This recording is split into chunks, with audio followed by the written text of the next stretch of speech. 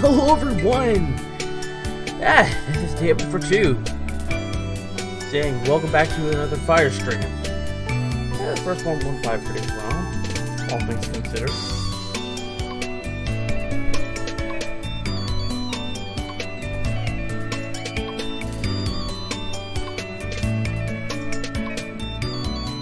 Anyone in the comment section below, feel free to shout out and scream at me if I screw anything up, but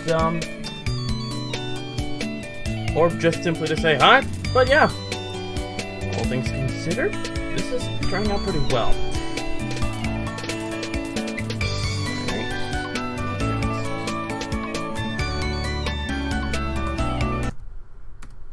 There we are. Figured I'd get this streaming session started a little faster, and then normal.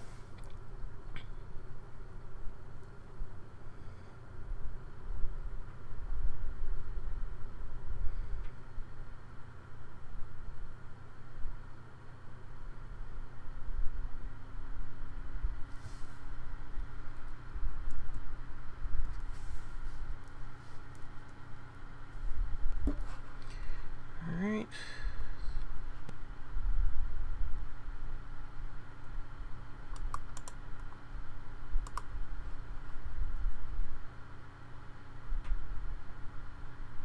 Okay, game should be showing up by now.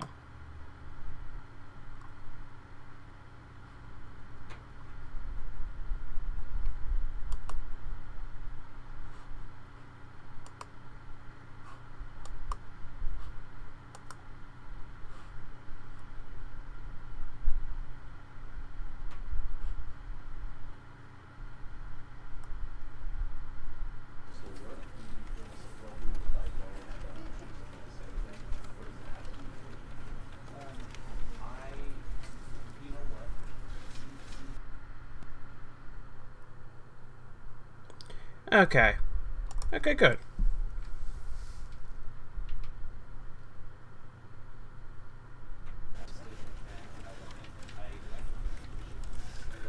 Wow, that's just kind of surreal. Just like, look at that.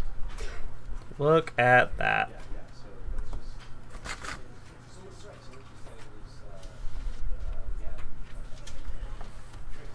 You know.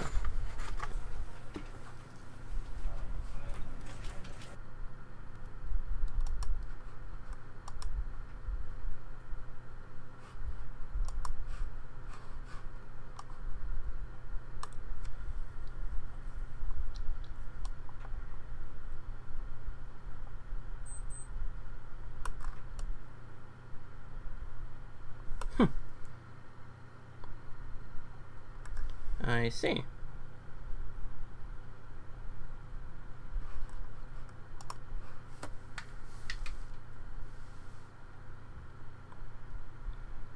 This game does not like...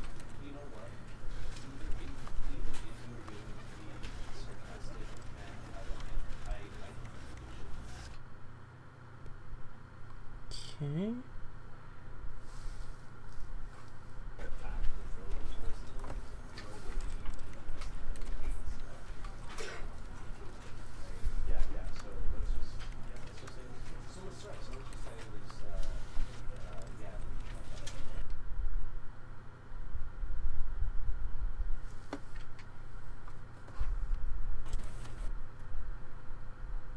Yeah, that definitely looks better.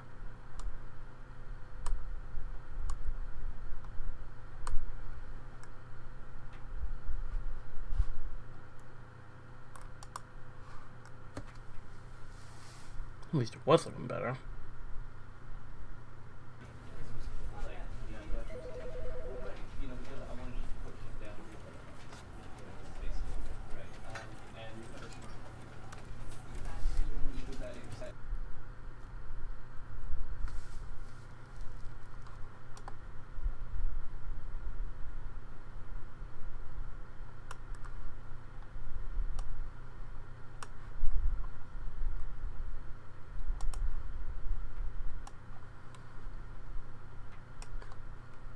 There we go. That looks better.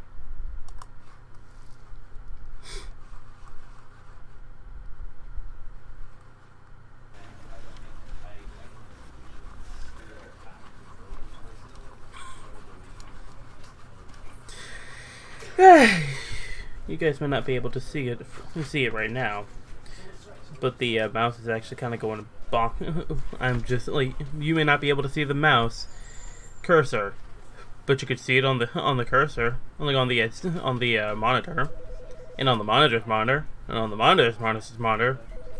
Oh boy. Anywho, let's get this party started. End is never the end, it's never the end, the end is never the end. I think that's how it's supposed to be.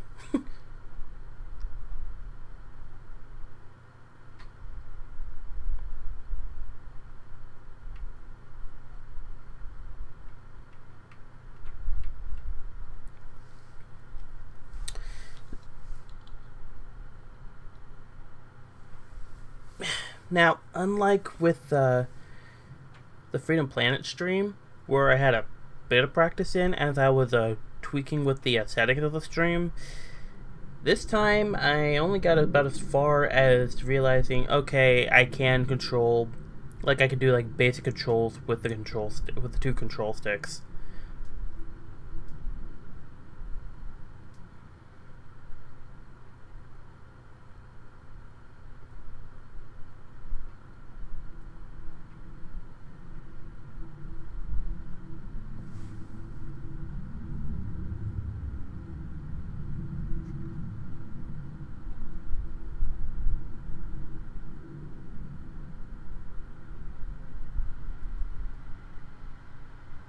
This is the story of a man named Stanley.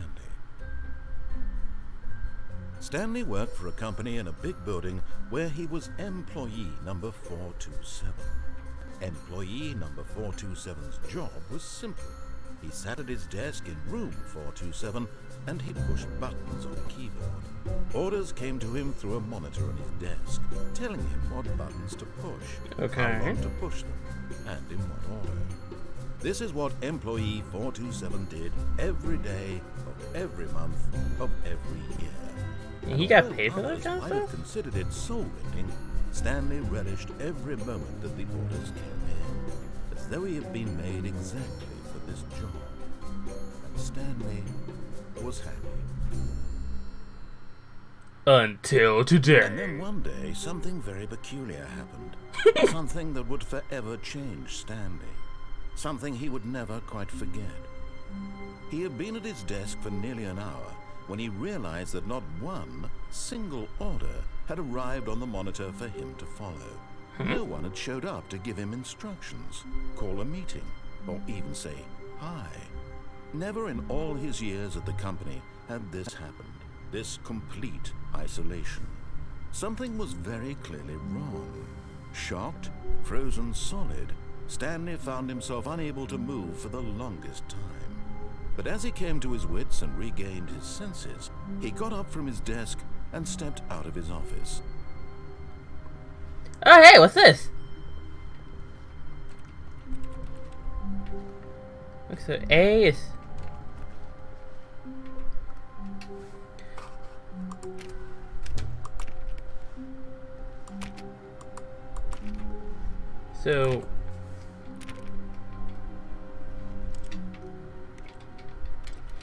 So, like, what am I... Oh, so... Wait, which one was crouch? The L trigger? The L button? Huh. Neat. All of his co-workers were gone. What could it mean? Stanley decided to go to the meeting room. Perhaps he had simply missed a memo. No matter how hard Stanley looked, he couldn't find a trace of his co-workers. Well, I'm gonna go ahead and ruin other people's work. Don't worry, I'm not like this in real life. But seeing as how the whole world is my oyster in this kind of stage, I can't help but... Hey, what's this? Random papers. So where exactly is this meeting room anyway? Stanley went around touching every little thing in the office, but it didn't make a single difference, nor did it advance the story in any way. Come on, man, let me... Come on, man, let me... Oh, wait, I'm supposed to go in through that way. Woo! Wait, what's that say? I hate Mondays. Whoever made that coffee mug, I need to find him and shake his hand, for he is a genius. Now, how am I supposed to... What in the world? When Stanley came to a set of 2 open doors, he entered the door on his left. Okay. Actually, you know what? No. I wanna...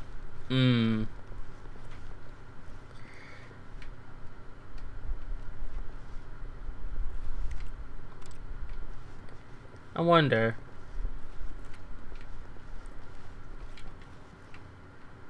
Now, the game wants me to go through the left door. And you know what? I guess this time around I can go ahead and follow their instructions. I can explore it a later... Yeah, I can explore it at a later time.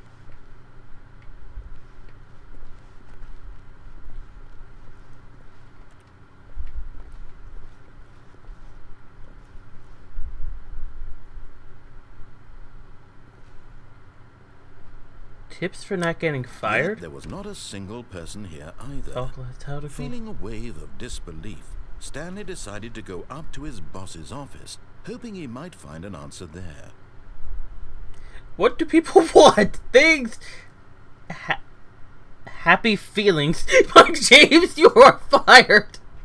Money, more money, things, but with money to buy more things. Graphs about things, money. We have our new product.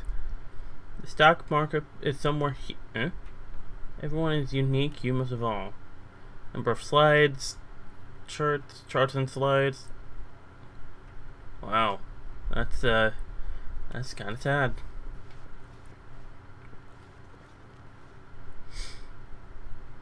Monetize, free to play.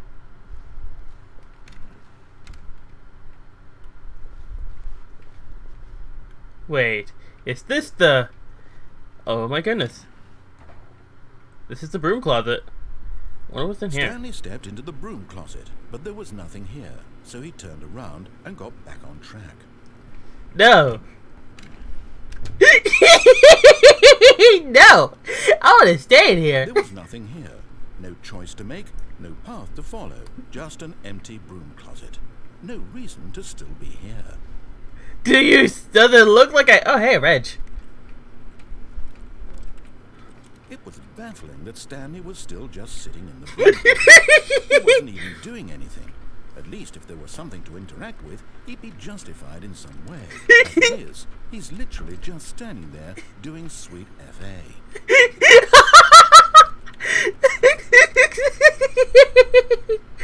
Are you really still in the broom closet? Standing around doing nothing? Why? Please offer me some explanation here. I'm genuinely confused. Because Johnny said it was a good idea.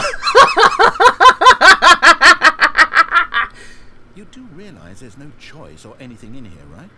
If I'd said Stanley walked past the broom closet, at least you would have had a reason for exploring it to find out. But it didn't even occur to me because literally this closet is of absolutely no significance to the story whatsoever. I never would have thought to mention it. I really want to see how far this goes. Maybe to you this is somehow its own branching path.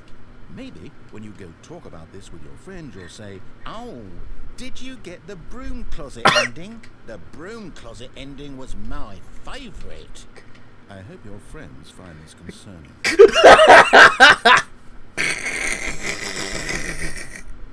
Stanley was fat and ugly and really, really stupid. He probably only got the job because of a family connection. That's how stupid he is. That or with drug money. Also, Stanley is addicted to drugs and hookers. Well, I've come to a very definite conclusion about what's going on right now. You're dead. You got to this broom closet, explored it a bit, and were just about to leave because there's nothing here. Coming to a staircase, Stanley walked upstairs to his boss's office. You know what? No, I'm gonna go downstairs. I would just, like, I am now a fan of thieves. I will defy you even further!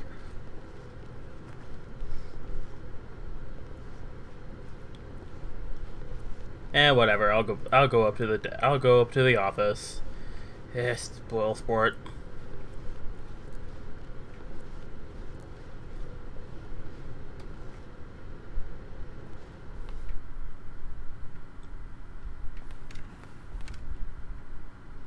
Why do all the doors gotta close behind me? Come on. I want to explore. Stepping into his manager's office, Stanley was once again stunned to discover not an indication of any human life. Shocked, unraveled, Stanley wondered in disbelief who orchestrated this, what dark secret was being held from him. What he could not have known was that the keypad behind the boss's desk guarded the terrible truth that his boss had been keeping from him. And so the boss had assigned it an extra secret PIN number, 2845. But of course, Stanley couldn't possibly have known this.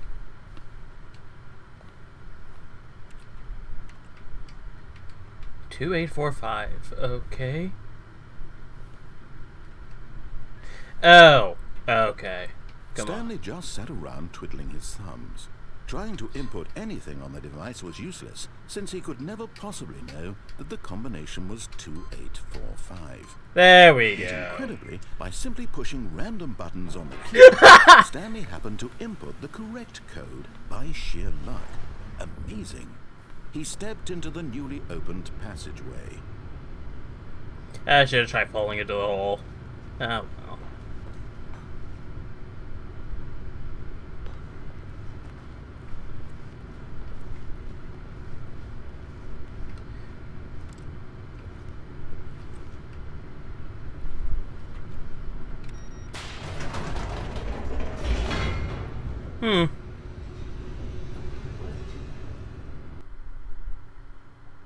And another loading screen.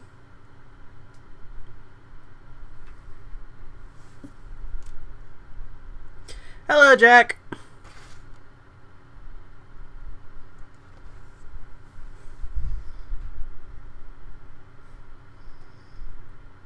Descending deeper into the building, Stanley realized he felt a bit peculiar.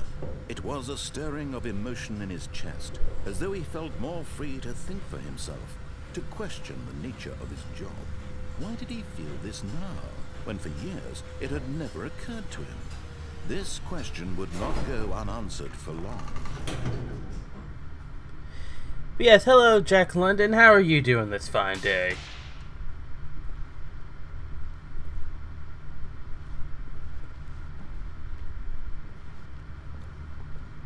Stanley walked straight ahead through the large door that read Mind Control Facility. What in the ever-living Frank?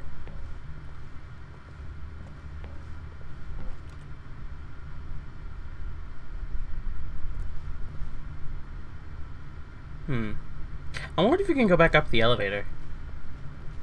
Oh wait, there's an actual... Wait, escape? There's no escape! You know what? Yeah, I did say I would be following directions. Wait a second, what the heck? If the light is on, call 914 immediately.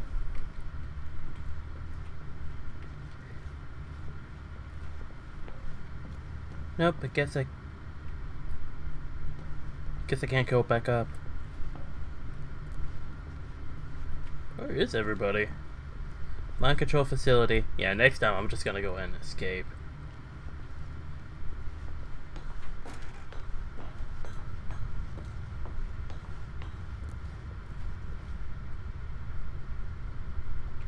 Push. The lights rose on an enormous room packed with television screens. What horrible secret did this place hold? Stanley thought to himself. Did he have the strength to find out?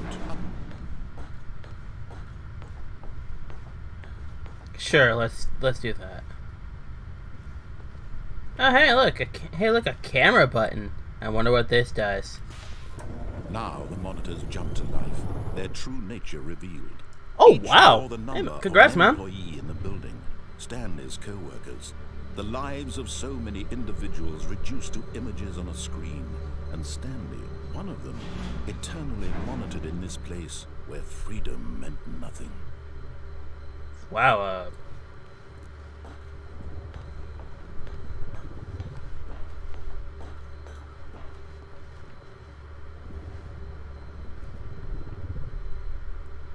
let's see, what was Stanley again? 427, I think it was? Yeah, that's him, 427. This mind control facility, it was too horrible to believe. It couldn't be true. Had Stanley really been under someone's control all this time? Was this the only reason he was happy with his boring job? That his emotions had been manipulated to accept it blindly? I don't know. No. He refused to believe it. He couldn't accept it. Wait, His own pirate? life in someone else's control? Never. It was unthinkable, wasn't it?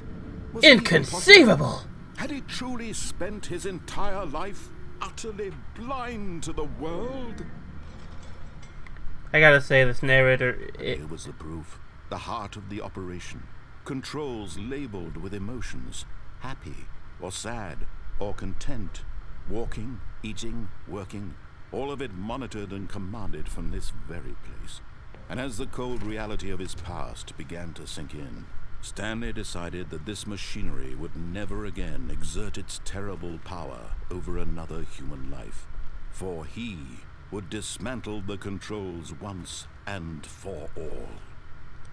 So, how am I supposed to do that? Oh, facility power. That's probably what where I gotta go. 5. Mind control idle, awaiting input. And when at last he found the source of the room's power, he knew it was his duty, his obligation, to put an end to this horrible place and to everything it stood for. You know, I could just simply hit the on button, but nah.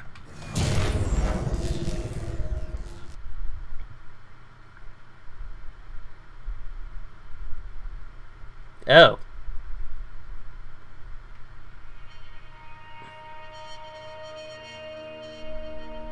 I can't see a thing. Blackness and a rising chill of uncertainty. Was it over?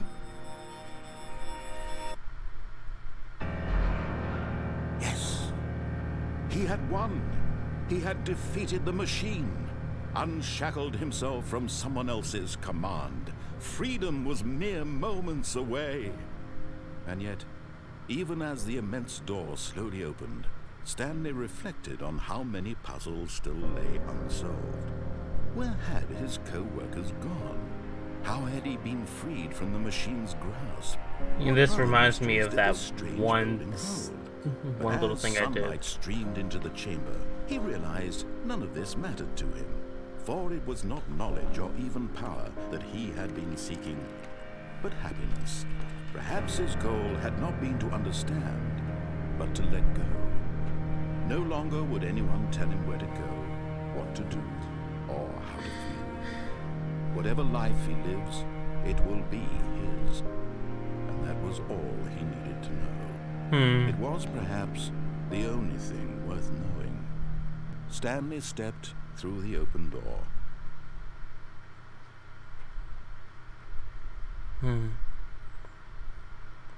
Is there even anything past here? Nope. Okay, let's step. Freedom's an open door! Stanley felt the cool breeze upon his skin, the feeling of liberation, the immense possibility of the new path before him. This was exactly the way, right now, that things were meant to happen. And Stanley was happy.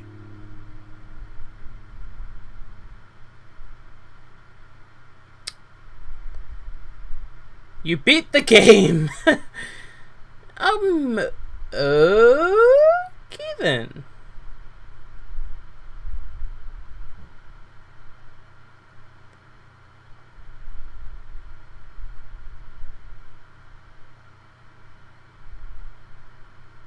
That was short.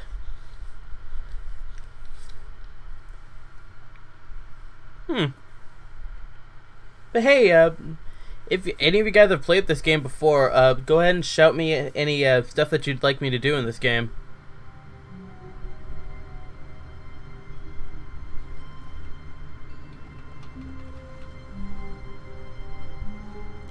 For I shall be willing to do them. Oh. Oh! Stanley simply couldn't handle the pressure. What if he had to make a decision? What if a crucial outcome fell under his responsibility? He had never been trained for that. No. This couldn't go any way except badly. The thing to do now, Stanley thought to himself, is to wait. Nothing will hurt me. Nothing will break me. In here I can be happy forever. I will be happy. Stanley waited. Hours passed, then days. Had years gone by? He no longer had the ability to tell. But the one thing he knew for sure, beyond any doubt, was that if he waited long enough, the answers would come. Eventually, someday, they would arrive. Soon, very soon now, this will end. He will be spoken to. He will. How long does this go on? Now it's just a little bit closer. Now it's even closer. Here it comes. Wait, what the?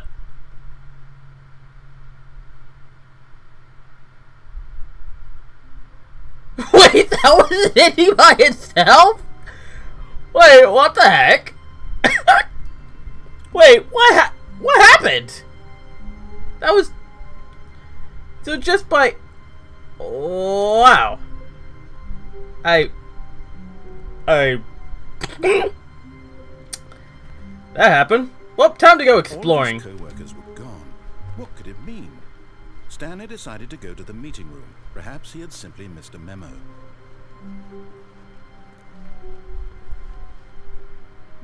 So, let me see if...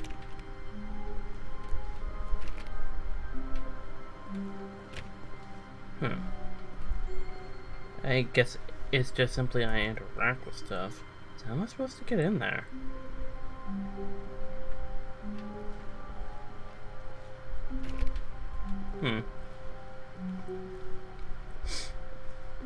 When Stanley came to a set of two open, this was not the correct way to the meeting room, and Stanley knew it perfectly well. Perhaps he wanted to stop by the employee lounge first, just to admire it. Yeah, that sounds about right. I heard you the first time, my boy. Come on.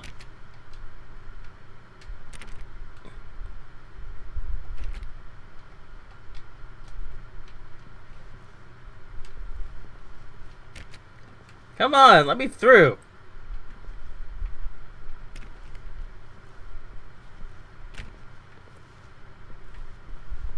Why won't any of these doors let me through? Seriously, seriously, come on!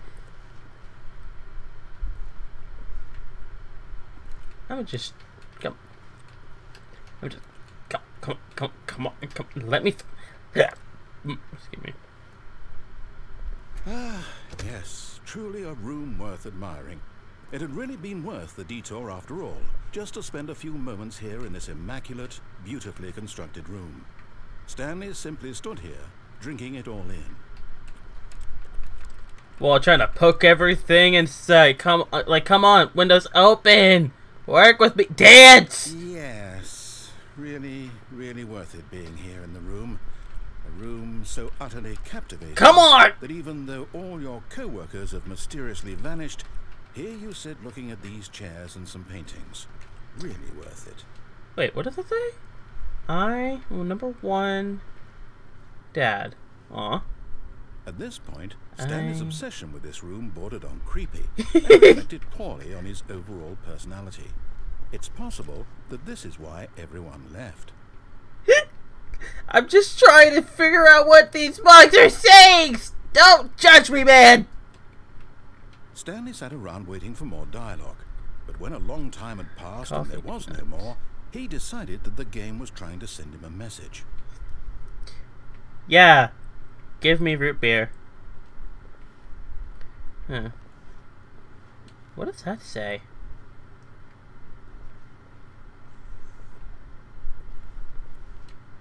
It says fuel. Fitting. But at last, he'd had enough of the amazing room and took the first open door on his left to get back to business. First open door on the left, huh? Yeah, I could.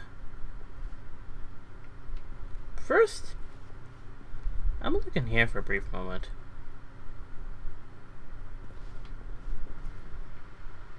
Oh, what was that?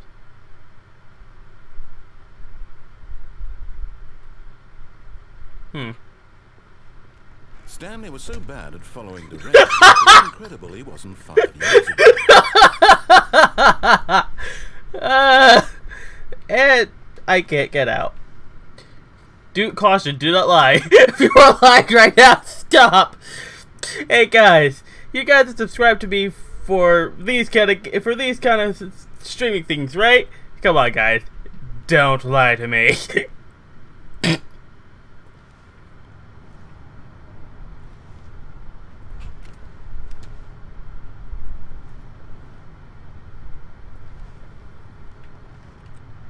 Oh hey, a car key. I need a key card in order to get through here.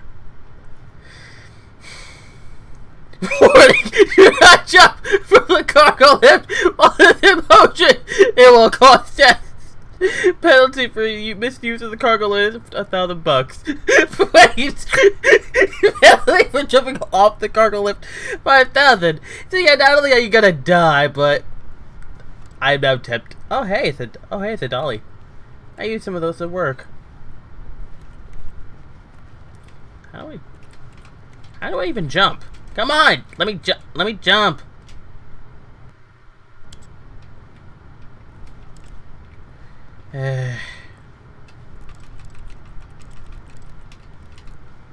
Well. Look, Stanley, I think perhaps we've gotten off on the wrong foot here.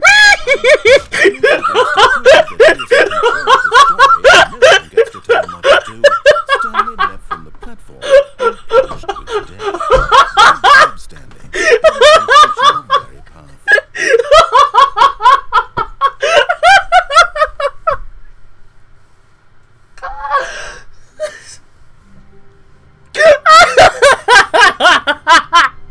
It had to be done. Ah, baby. Gone. What could it mean? Stanley decided to go to the meeting room. Perhaps he had simply missed a memo. Is there another room I can go from?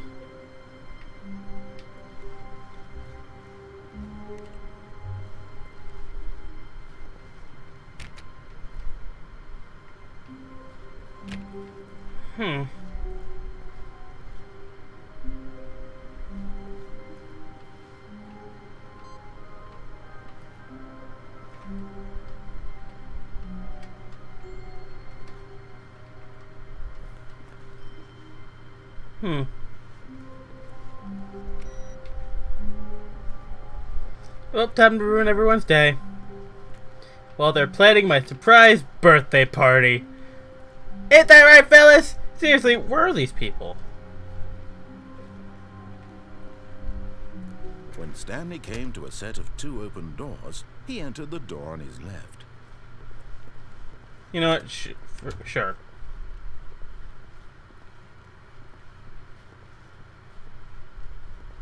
Yet there was not a single person here. Yeah. Feeling a wave of disbelief, Stanley decided to go up to his boss's office, hoping he might find an answer there. Oh, no. No. I won't be part of this. I'm not going to encourage you. I'm not going to say anything. I'm just going to be patient and wait for you to finish whatever it is you enjoy doing so much in this room. Please take your time.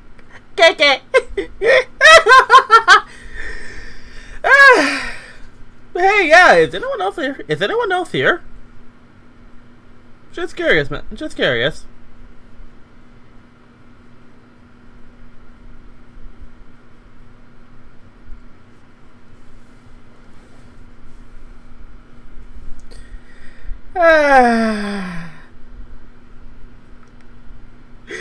This is a really beautiful looking closet.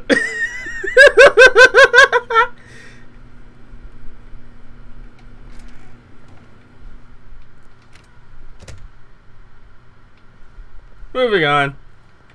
Or not. I'm gonna go back in there. I mean, this is a really beautiful looking closet. Oh, come on, man! React! Grode! He's like, oh, thank you. You got it. No, Doug, got it. You're back in. Okay, thank you. You're back out.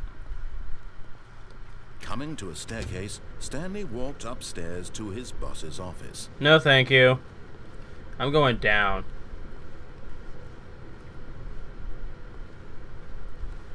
What in the world? But Stanley just couldn't do it. He considered the possibility of facing his boss, admitting he had left his post during work hours. He might be fired for that. And in such a competitive economy, why had he taken that risk? All because he believed everyone had vanished. His boss would think he was crazy. And then something occurred to Stanley. Maybe, he thought to himself, maybe I am crazy. All of my co-workers blinking mysteriously out of existence in a single moment for no reason at all. None of it made any logical sense. And as Stanley pondered this, he began to make other strange observations. For example, why couldn't he see his feet when he looked down? Why did doors close automatically behind him wherever he went? And for that matter, these rooms were starting to look pretty familiar. Were they simply repeating? No, Stanley said to himself, this is all too strange. This can't be real. And at last, he came to the conclusion that had been on the tip of his tongue. He just hadn't found the words for it. I'm dreaming, he yelled. This is all a dream.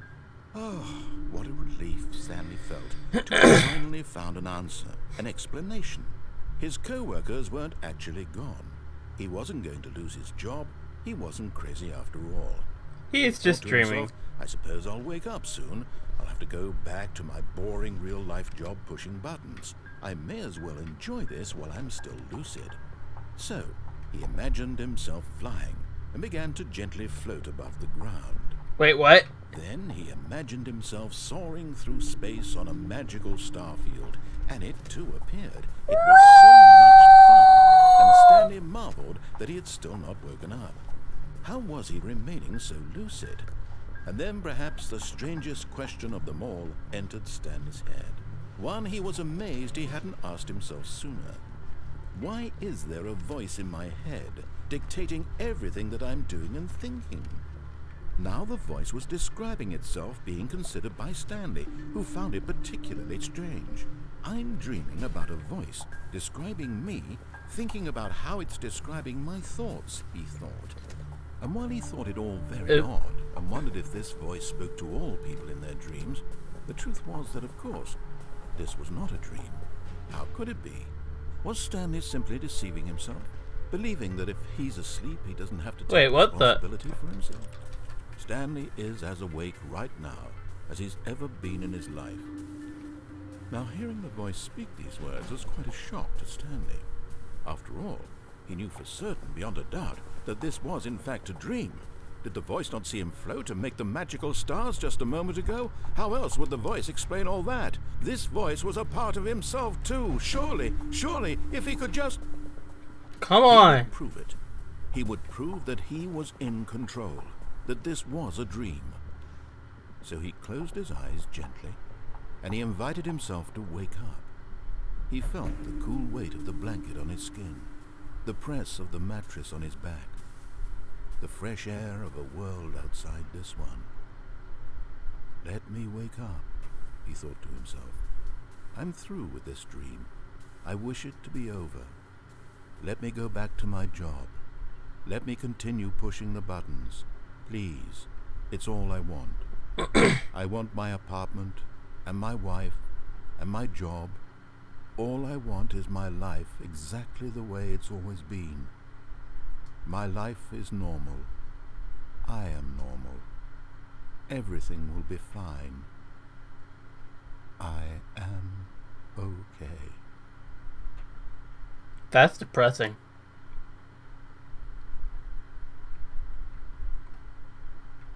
Stanley began screaming. Please, someone wake me up. My name is Stanley. I have a boss. I have an office. I am real. Please, just someone tell me I am real. I must be real. I must be. Can anyone hear my voice? Who am I? Who am I? And everything went black. Game over. This is the story of a woman named Mariella. Wait, what? Mariella woke up on a day like any other. She arose, got dressed, gathered her belongings, and walked to her place of work. But on this particular day, her walk was interrupted by the body of a man who had stumbled through town talking and screaming to himself, and collapsed dead on the sidewalk.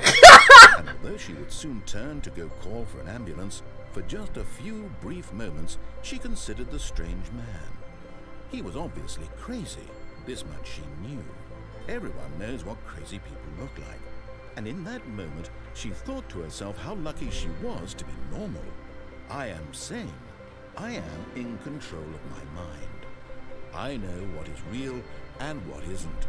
Get out of my head! To think this, and in a certain way, seeing this man made her feel better. But then she remembered the meeting she had scheduled for that day. The very important people whose impressions of her would affect her career, and by extension, the rest of her life. She had no time for this, so it was only a moment that she stood there, staring down at the body. And then she turned and ran.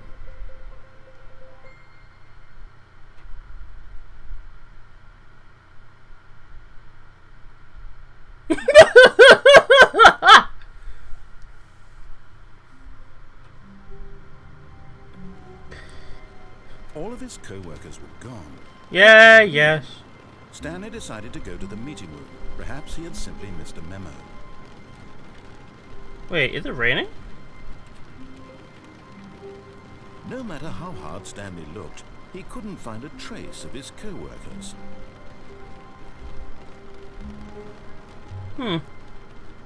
Was it raining the last time?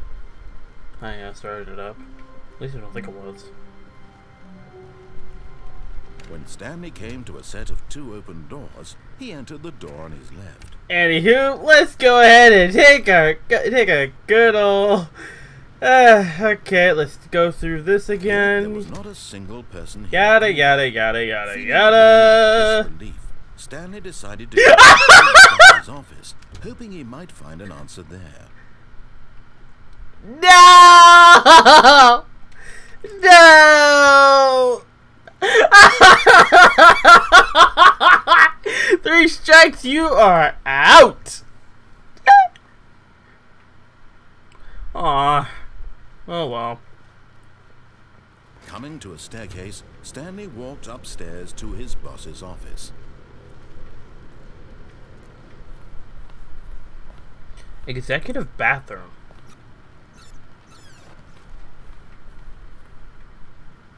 I got the feeling, money for stealing, but not yours, of course. Gee, that's a lovely purse. Executive bathrooms. Wow, this dude is corrupt. Oh well.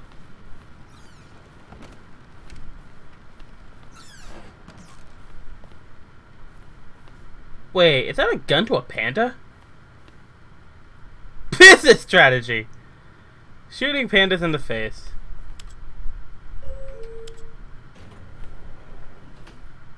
Huh.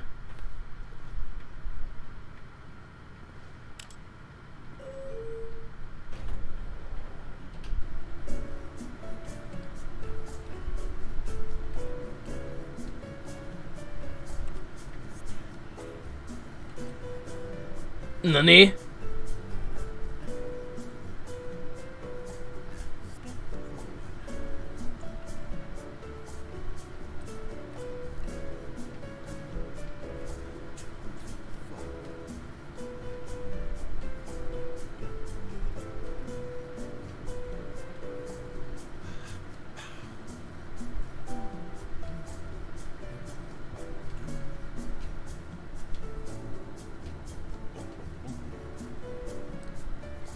When is this elevator ride gonna end?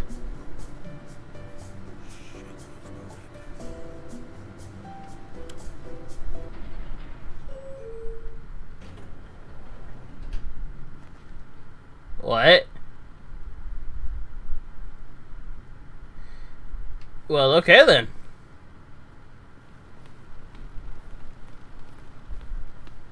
Stepping into his manager's office, Stanley was once again stunned to discover not an indication of any human life. What could it mean? Stanley wondered aloud to nobody. He began wildly tearing through papers on the boss's desk, pulling books off the shelf, looking behind paintings, desperate for clues to his situation. But his attention was caught by a keypad behind the boss's desk. What could its purpose be?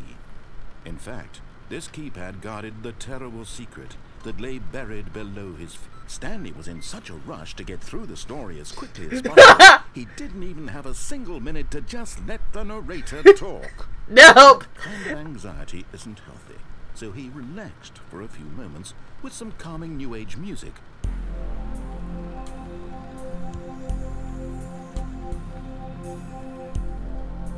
I've been feeling fine, baby.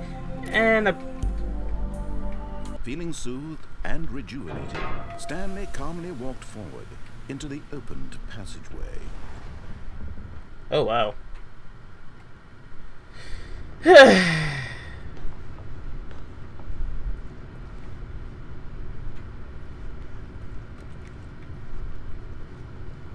Anywho, let's sit down.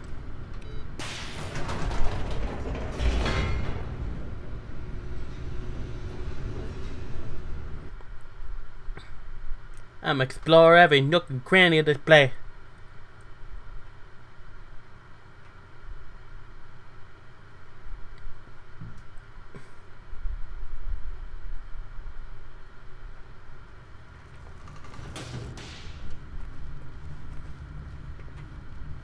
Stanley walked straight ahead through the large door that read Mind Control Facility.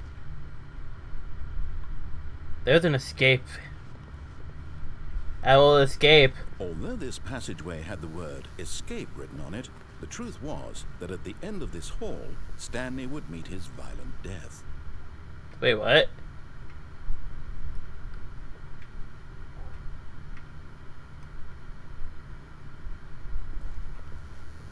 Really?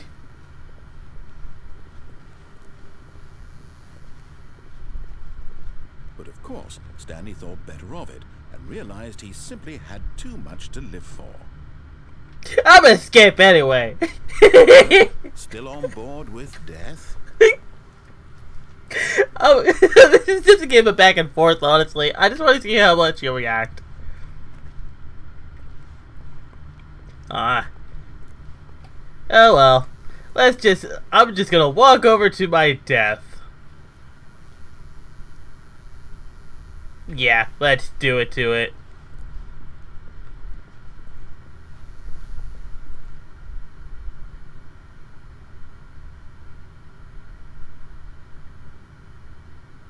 The door behind him was not shut. Stanley still had every opportunity to turn around and get back on track.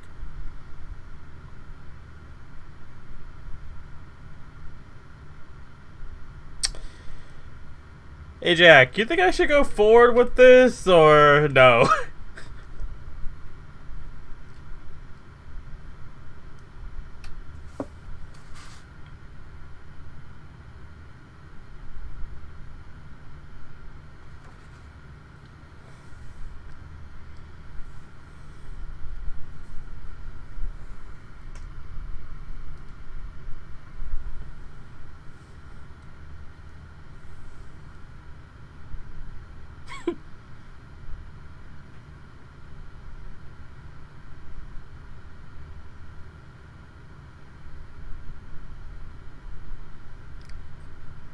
Because, yeah, I could either move forward and apparently die a horrible, gruesome death, or go back and go through the avert the ending.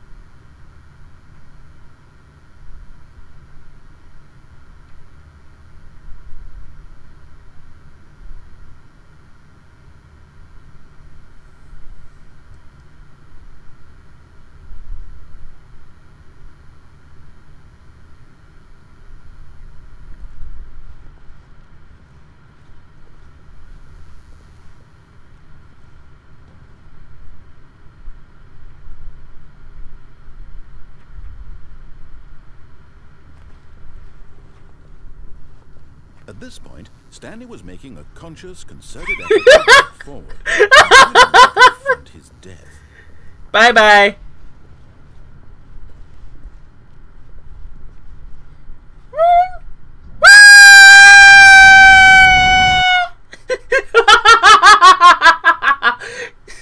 So that's how you would die.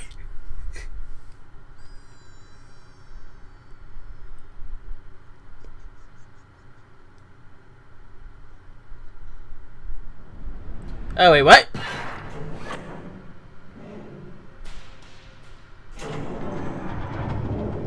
As the machine whirred into motion and Stanley was inched closer and closer to his demise, he reflected that his life had been of no consequence whatsoever. Stanley can't see the bigger picture. He doesn't know the real story. Trapped forever in his narrow vision, Oh. perhaps his death was of no great loss, like plucking the eyeballs from a blind man.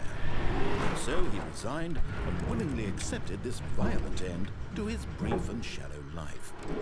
Farewell, Stanley. Bye-bye. Boop! "Farewell, Stanley," cried the narrator, as Stanley was led helplessly into the enormous metal jaws. In a single visceral instant, Stanley was obliterated as the machine crushed every bone in his body, killing him instantly. Oh. Oh, wait, what? Wait, what?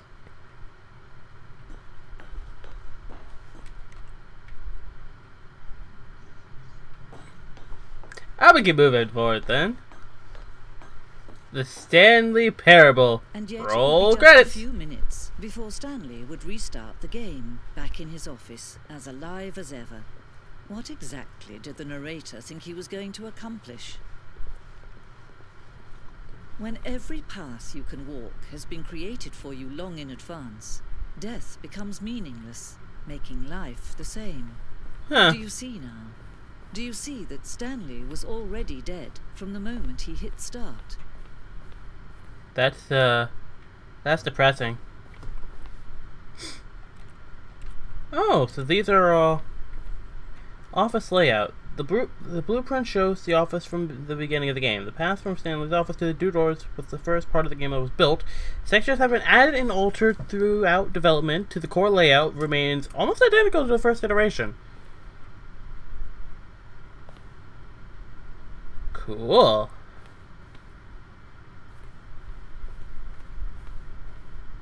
Corridor. The pacing of the opening section was important to get right. This corridor has been moved and altered to make sure players reach the two doors in a good time. Office computer. Oh wait, there's a solitaire game?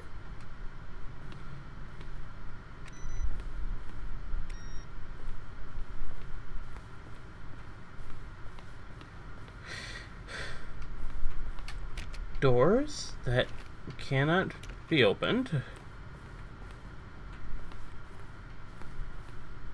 And another computer here. Button sounds. A selection of button sounds used throughout the game when buttons are pressed. Each sound is a mix of a keyboard stroke and a synthesized tone. 1, 3, come on, 2, 4, 5. Cool. Oh wow.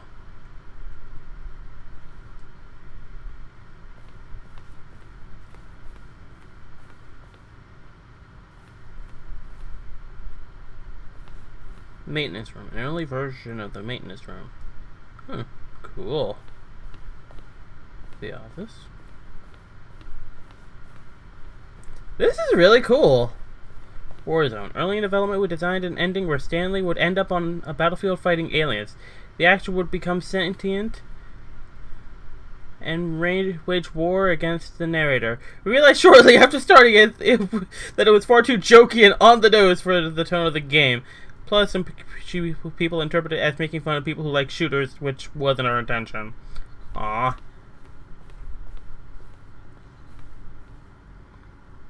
These are screenshots of Stanley Parable HD Remix. More endings, fewer endings, more narrators, fewer narrators, more Stanley, less Stanley! The point of the Stanley Stanley Parable HD Remix is to freaking win. The point is to lose. Large. I can't see the images because of all this text. So someone could just get rid of the text, and maybe I can see what this game is about. Why? Am I going crazy? Maybe it's just, isn't it the same image? Was it that clock there before? I don't remember. How do I go back? Can you check for me? No.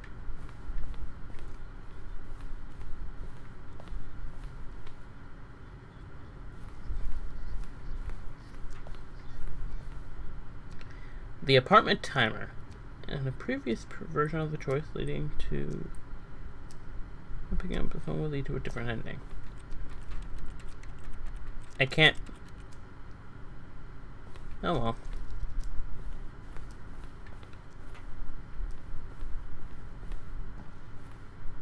Wow, I found this out way ahead of time. I'm guessing. Zending model. Cool. Call.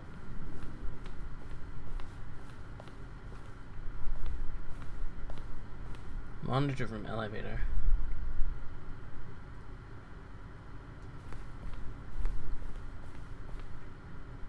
Ah, this must be the way out. Oh, look at these two. How they wish to destroy one another. How they wish to control one another. How they both wish to be free.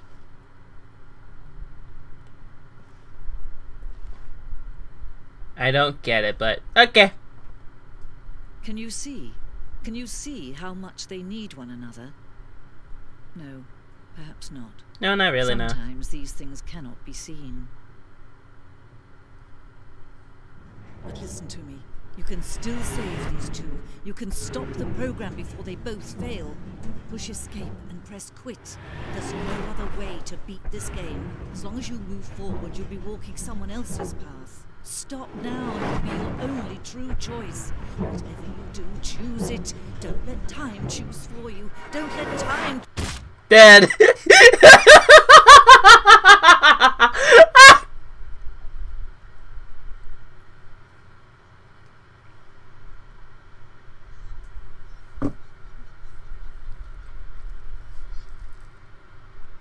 Wait, is that... Oh. Well, darn.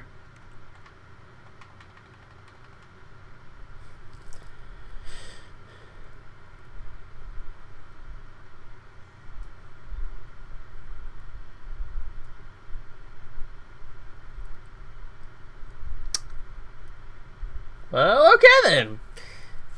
I'm actually... Ooh. I'm actually real curious to see if the female narrator will stick around. Probably won't. Let's see. Huh?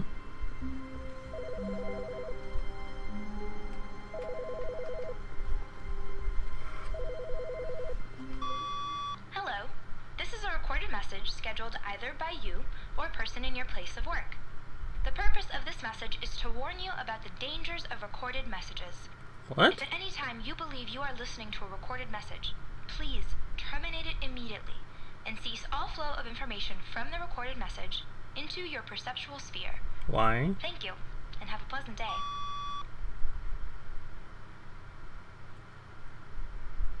Okay then. That happened. Yeah, it wasn't raining the last time.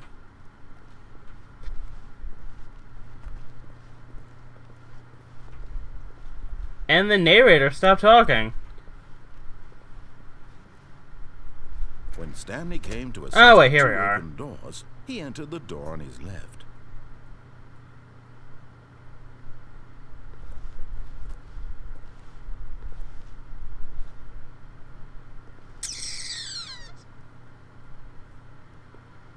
I'm going through the right door this time around. This was not the correct way to the meeting room, and Stanley knew it perfectly well. Perhaps he wanted to stop by the employee lounge first, just to admire it. Wow, yes, this room.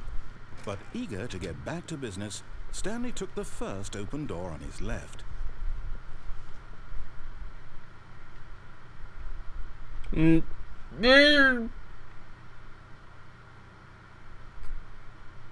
Sure. And so he detoured through the maintenance section, walked straight ahead to the opposite door, and got back on track. Shiny red button must press!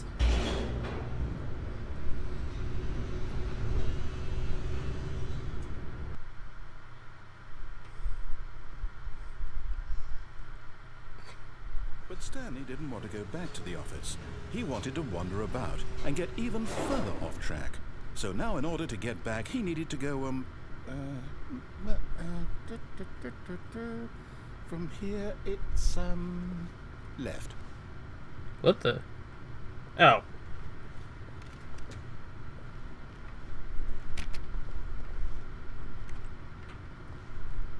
Okay. I'll go left. Oh, no. No, it's to the right. My mistake. Oh, you joker. I know exactly how this is gonna complete. Yep! No, not the right. Why would I have ever said it was to the right? What was I thinking? It's clearly... Oh dear, would you hold on for a minute, please? Now, let's see. We went down right, left, down, left, right.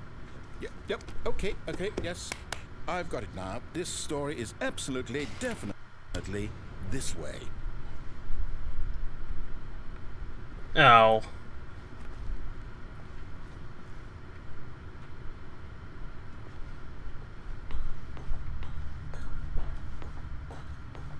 There we go. No.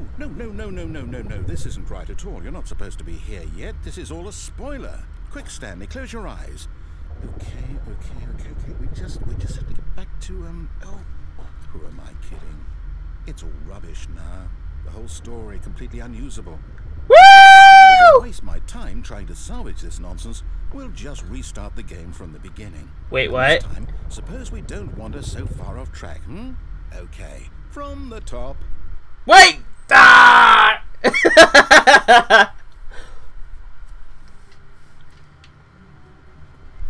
All of his co-workers were gone. What could it mean? Stanley decided to go to the meeting room. Perhaps he had simply missed a memo.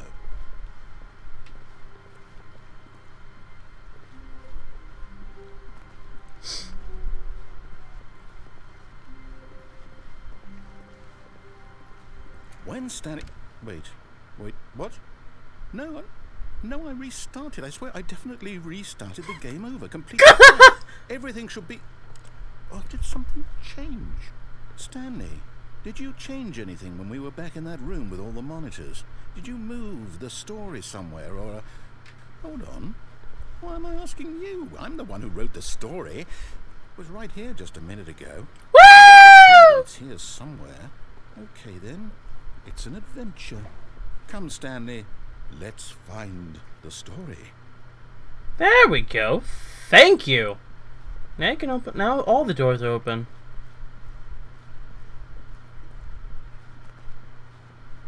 Now I can actually go through these doors. Wait, what the? Inner guilt. Everyone knows what you did. They're just holding back to let you torture yourself.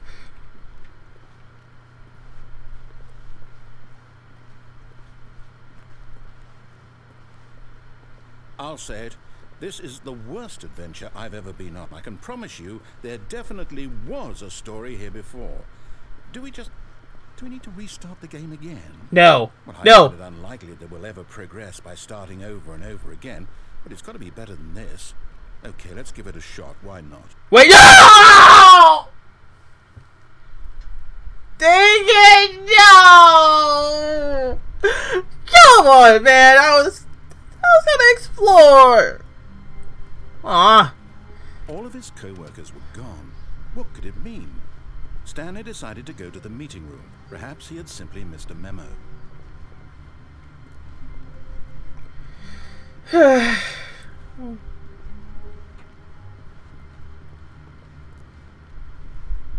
Okay, yep, it's worse.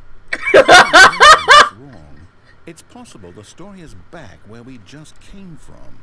Why don't we go back the other direction and see if we missed anything? Okay. Thank you.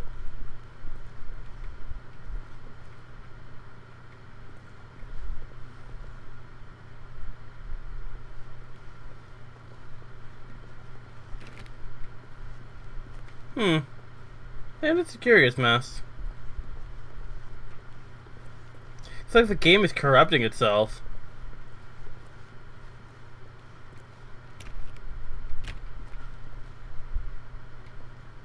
How am I supposed to get through there? Like with every restart, the game gets corrupted.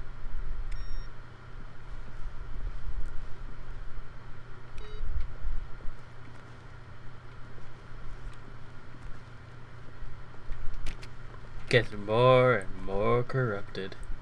Aha! I knew we'd miss something. The story. Here it comes. No, wait. Never mind. Not the story. Okay, let's head back the other way and retrace our steps. What the...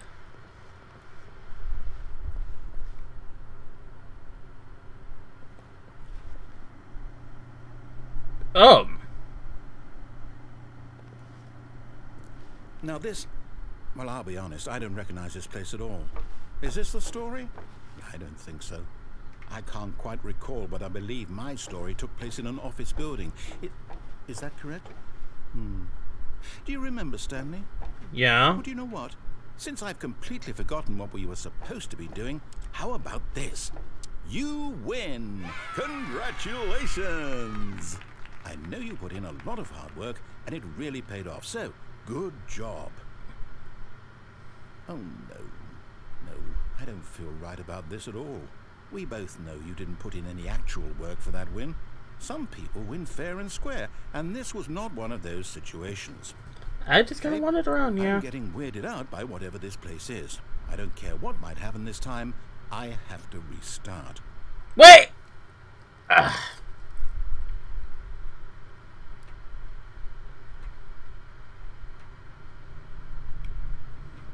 All right, I've got a solution. This time, to make sure we don't get lost, I've employed the help of the Stanley Parable Adventure Line.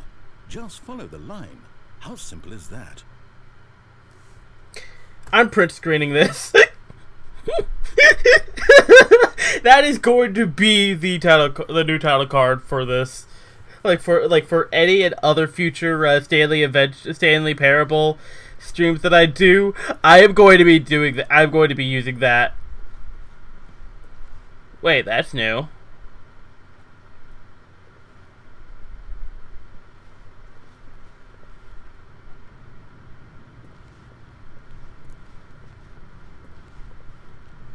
You see? The line knows where the story is. It's over in this direction. Onward, Stanley, to destiny. Though, here's a thought. Wouldn't wherever we end up be our destination, even if there's no story there? Or to put it another way, is the story of no destination still a story? Simply by the act of moving forward, No! implying a journey such that a destination is inevitably conjured into being via the very manifestation of the nature of life itself. Okay, Stanley, I need to follow this train of thought for a minute. Just stick with me. Now, we can both agree that the nature of existence is in fact a byproduct of one's subjective experience of that existence, right? Okay. Now, if my experience of your existence rests inside of your subjective experience of this office, is this office, in fact, the skeleton of my own relative experiential mental subjective construct? Whoa. Hang on. That got a bit weird back there. Well, I'd like to apologize.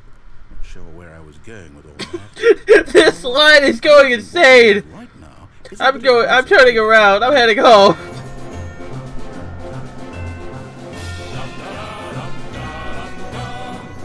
Da da da da da da da.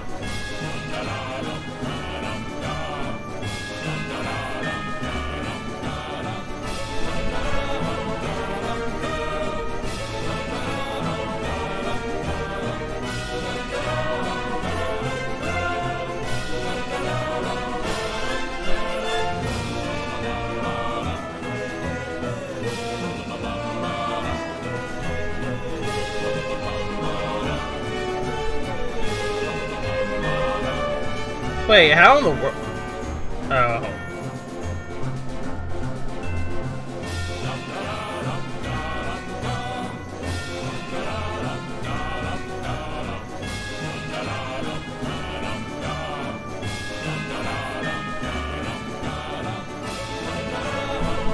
There we go.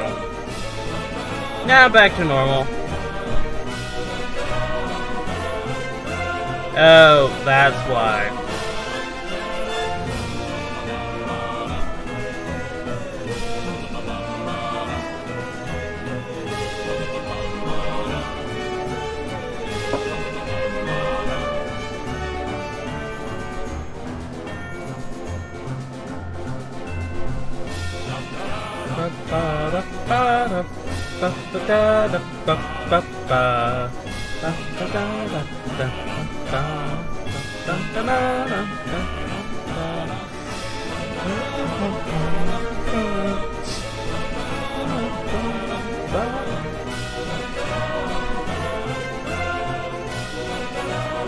NANI?!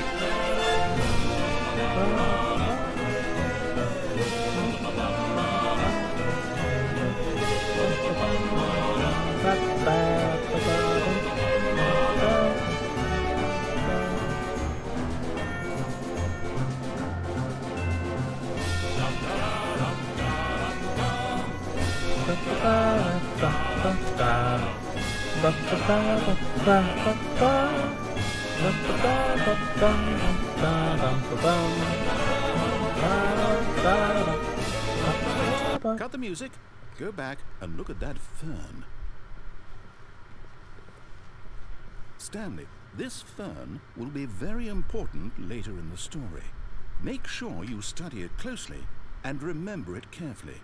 You won't want to miss anything. Why? Are you joshing me, man? Okay. Fern memorized. Wait, what? We're back at the office? No. Line, you do know we're looking for the Stanley Parable, right? The story? Is any of this ringing a bell? I don't know. Maybe. No. To us. And after we trusted you, after everything we've been through, you... Oh, I can't take this anymore. To hell with it. Restart. Wait, no!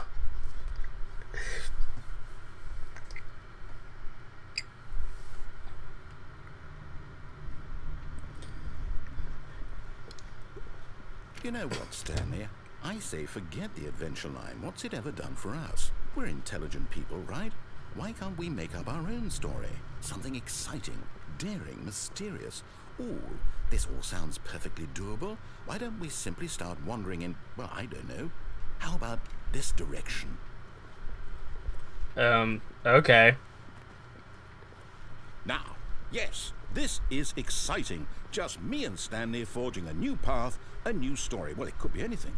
What do you want our story to be? Go wild. Use your imagination. Whatever it might be, Stanley, I'm ready for it. I want to be Buzz Lightyear!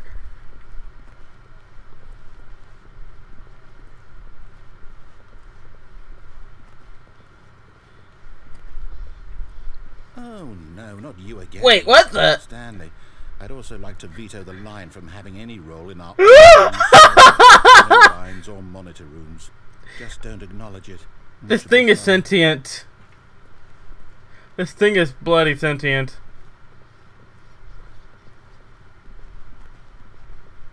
Like, there's no escape.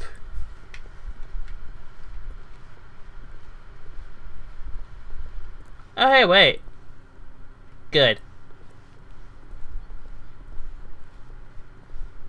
Ah, a choice. We get to make a decision. From here, the story is in our control. How important we mustn't squander the opportunity. In fact, I believe I need a minute to think here. Just walk in circles for a minute. Okay, so I know that each door has to lead somewhere, which means that somewhere at the place where we're trying to go, there must be a reverse door that leads here. And that in turn means that our destination corresponds with the counter-inverted reverse door's origin. So starting from the right, let us ask, will taking the right door lead us to where we're going? And since the answer is clearly yes, then by all accounts, the door on the right is the correct one. Another victory for logic. Come, Stanley, our destiny awaits. You're gonna... Oh, come on, man. I want to open the left door. Oh, hold up. What's this? Oh, wow. I've been playing it for that long? Ending. You're telling me... Deviate from maintenance room, end up in monitor game, narrator restarts the game, discover the 2 doors have now many additional door, aimless watering, restart, office is now a dead end, turn around and find another dead end, restart, adventure line, philosophy and music, 4th restart. Now, according to the schedule, I restart again. Then what? Am I just supposed to forget? Forget about previous restart. Stanley attempts to play the story but is prevented, not able to go anywhere or do anything. Game restarts on its own.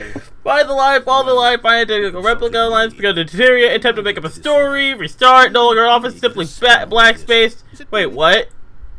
No, it can't be. I don't want it to be. I don't want the game to keep restarting. I don't want to forget what's going on. I don't want to be trapped like... I want to restart, though.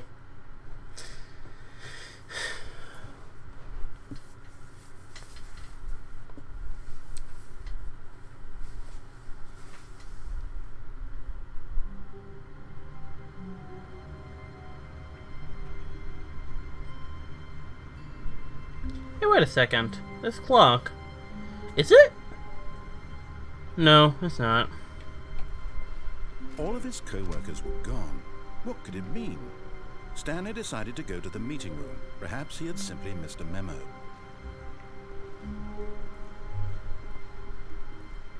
Seems like everything is back to normal.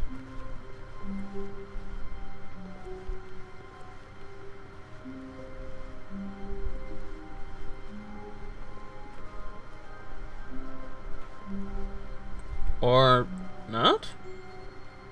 When Stanley came to a set of 2 open doors, he entered the door on his left.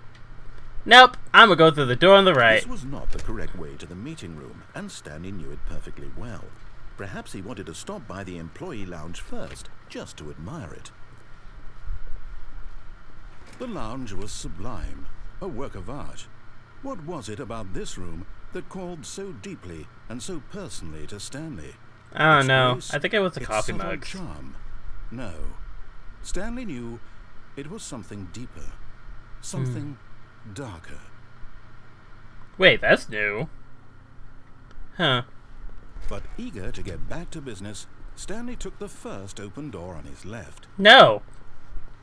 I jumped to my death the first time around. Stanley I just so simply... bad at following directions, it's incredible he wasn't fired years ago. Look, Stanley, I think perhaps we've gotten off on the wrong foot here. I'm not your enemy, really, I'm not. I realize that investing your trust in someone else can be difficult, but the fact is that the story has been about nothing but you all this time. There's someone you've been neglecting, Stanley. Someone you've forgotten about. Please, stop trying to make every decision by yourself. Now, I'm not asking for me, I'm asking for her. Her? This is it, Stanley. Your chance to redeem yourself. To put your work aside. To let her back into your life. She's been waiting.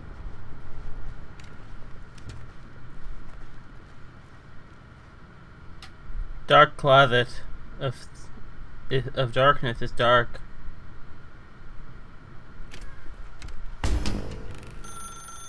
That's her, Stanley. Hello? Oh, sense of my love. Oh, Stanley, is that you? Hold on, sweetie. Sorry to keep you waiting. I'm just pulling the bread out of the oven. All right. Okay, there we go. All right, now, I want you to come in and tell me all about your day. Gotcha. Oh, come on. Did you actually think you had a loving wife who'd want to commit their life? Wait, I can't... I'm trying to make a point here, Stanley. I'm trying to get you to see something. Come inside. Let me show you what's really going on here. I can't. Okay, thank you. This is a very sad story about the death of a man named Stanley. Wait, what? Press X on your gamepad. Stanley is quite a boring fellow. He has a job that demands nothing of him, and every button that he pushes is a reminder of the inconsequential nature of his existence. Look at him there, pushing buttons, doing exactly what he's told to do. Wait, I can't. Now he's pushing a button. Now he's eating lunch. Now Get me out of here. home. Now he's coming back to work. One might even feel sorry for him, except that he's chosen this life. But in his mind, he can go on fantastic adventures. From behind his desk, Stanley dreamed of wild expeditions into the unknown, fantastic discoveries of new lands.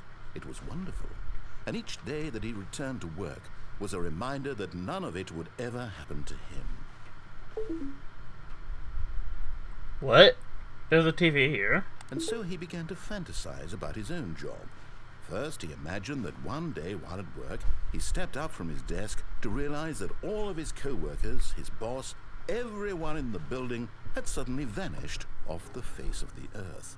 The thought excited him terribly.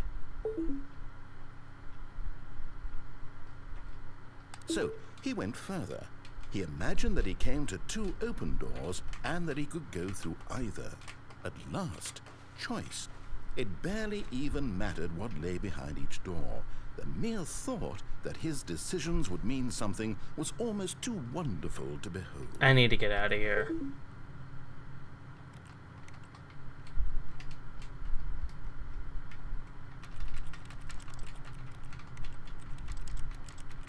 As he wandered through this fantasy world, he began to fill it with many possible paths and Wait. destinations. Down one path lay an enormous round room with monitors and mind controls. And down another was a yellow line that weaved in many directions. And down another was a game with a baby. And he called it the Stanley Parable. It was such a wonderful fantasy, and so in his head he relived it again, and then again, and again, over and over, wishing beyond hope that it would never end, that he might always feel this free. Surely there's an answer down some new path, mustn't there be? Perhaps if he played just one more time. No.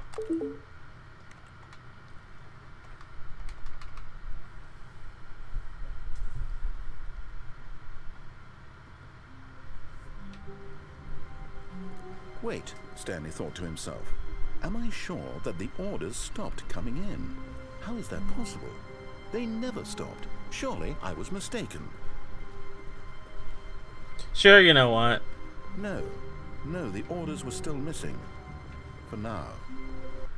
Restart.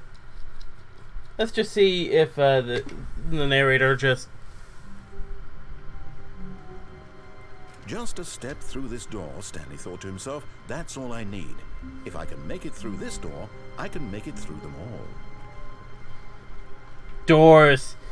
Poke doors. Gotta walk through them all. Stanley came to a set of 2 open doors. This was not the correct way to the meeting room, and Stanley knew it perfectly well.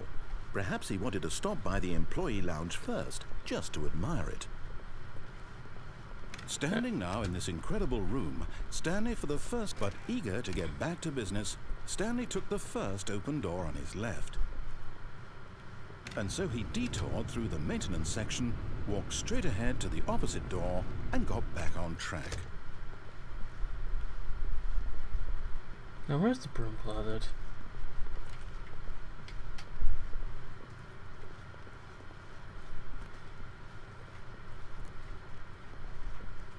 Yet there was not a single person here either. Feeling a wave of disbelief, Stanley decided to go up to his boss's office, hoping he might find an answer there. Coming to a staircase, Stanley walked upstairs to his boss's office.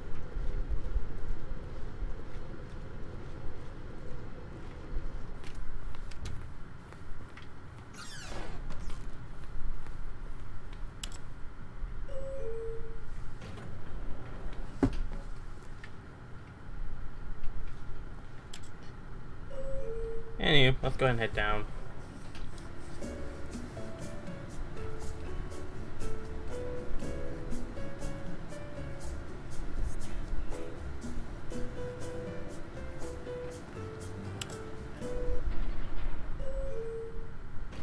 Maybe this thing's just simply a room shaker. Ah well, it was fun while it lasted. Okay, I think we all know the drill by now. Blah, blah, blah. Dark secrets, the keypad. Stanley pushes some buttons. Oh, hey, look, it's a new passageway. Quelle surprise.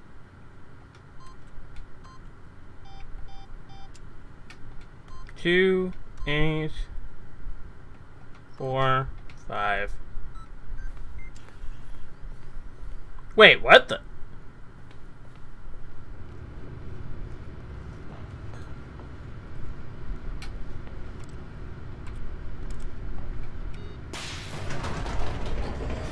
The narrator's getting very bored of me. Or maybe he's just getting annoyed that I'm just constantly trying to find ways to defy him.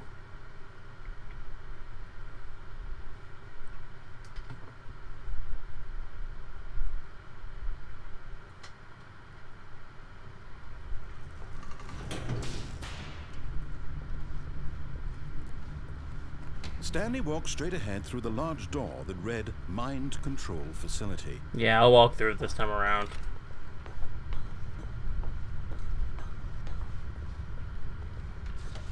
The lights rose on an enormous room packed with television screens. What horrible secret did this place hold? Stanley thought to himself. Except I've already been here.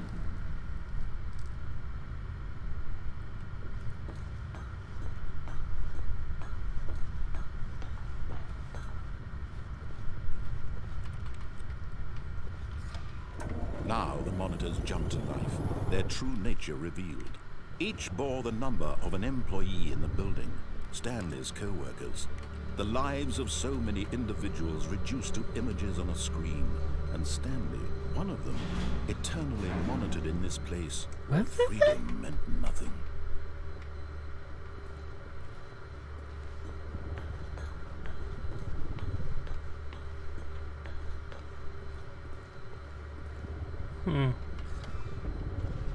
This mind control facility, it was too horrible to believe. It couldn't be true. Had Stanley really been under someone's control all this time? Was this the only reason he was happy with his boring job? That his emotions had been manipulated to accept it blindly? No. He refused to believe it. He couldn't accept it. His own life in someone else's control? Never. It was unthinkable. Wasn't it? Was it even possible? Can't find that walkway. Spent his entire life utterly blind to the world?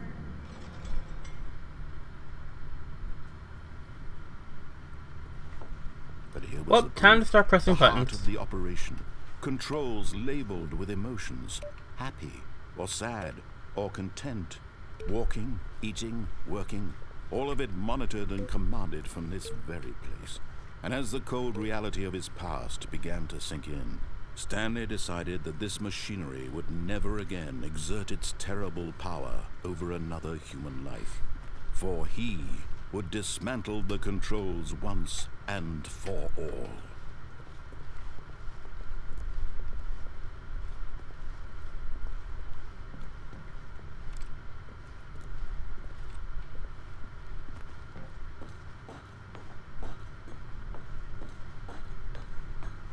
Wait a second. Mind control. Out of the way, let's And when turn at this last puppy he found on. the source of the...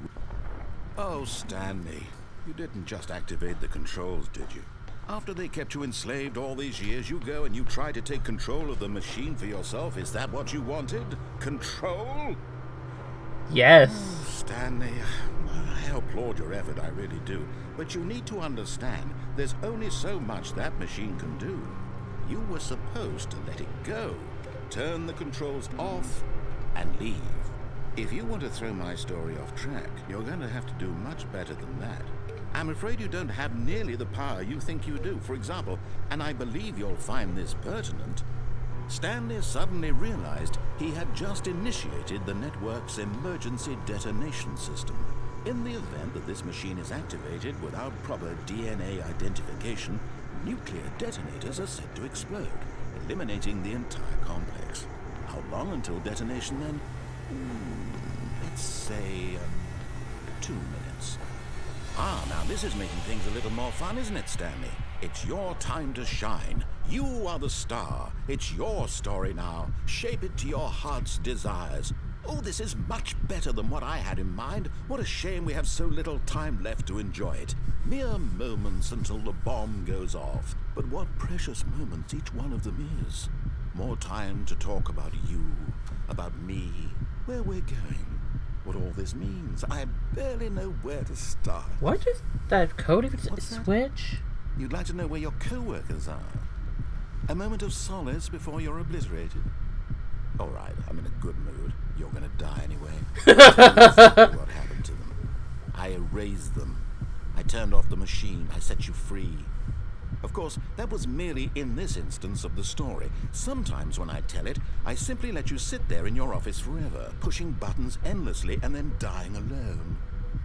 Other times, I let the office sink into the ground, swallowing everyone inside, or I let it burn to a crisp. I have to say this, though, this version of events has been rather amusing. Watching you try to make sense of everything and take back the control wrested away from you, it's quite rich. I almost hate to see it go. I don't know what would happen if I hit the on whatever button I come again. up with on the next go around will be even better. My goodness, only 34 seconds left. But Yep. I'm enjoying this so much. You know what? To hell with it.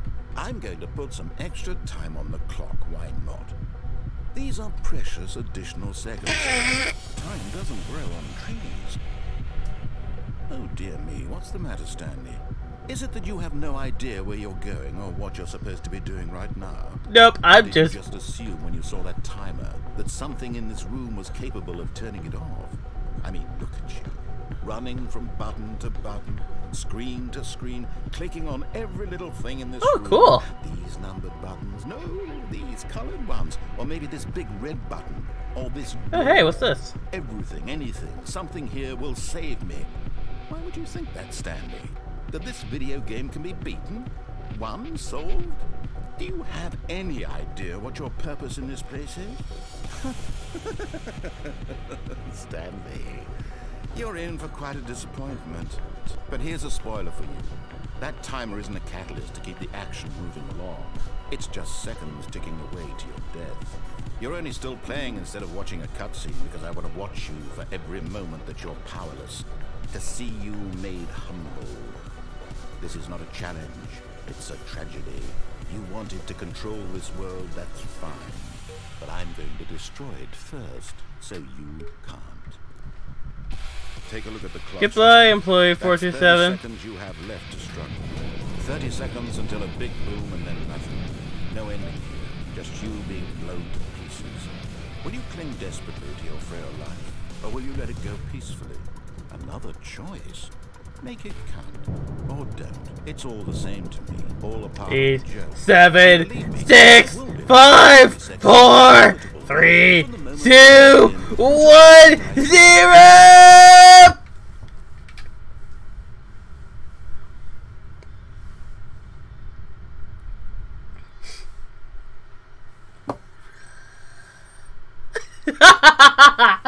I thought I hit the button in time. Oh well. Now, Stanley, are you finally ready to get moving along with the plot?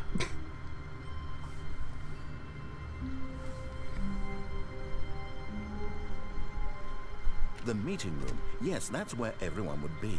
Stanley just needed to get to the meeting room, and from then on, he would never be alone ever again. This guy is starting to creep me out.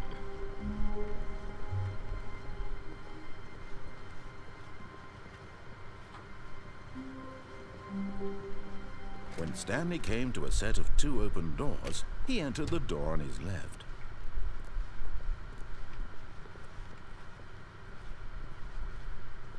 Yet there was not a single person here either. Feeling a wave of disbelief, Stanley decided to go up to his boss's office, hoping he might find an answer there.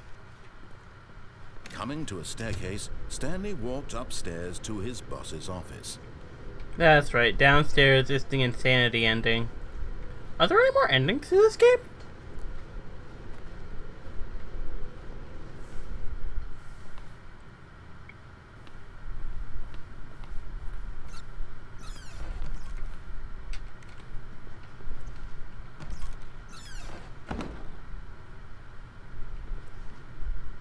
Wait, what the? Because the boss knows that what the boss says goes. If the boss suffered losses, then that's what the boss chose.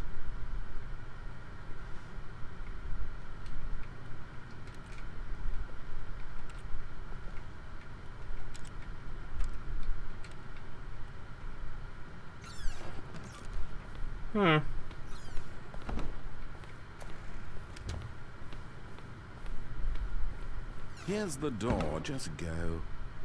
Huh. I take it he's tired of me, just constantly going through this thing over and over again.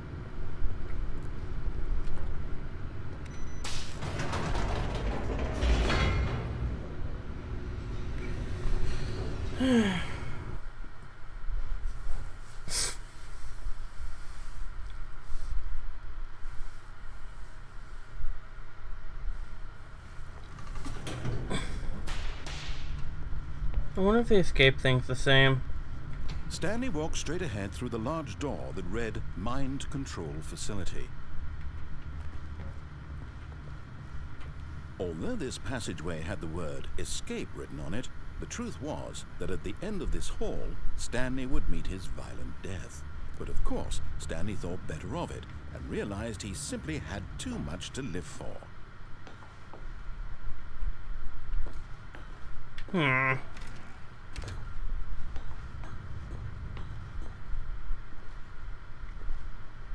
Ow.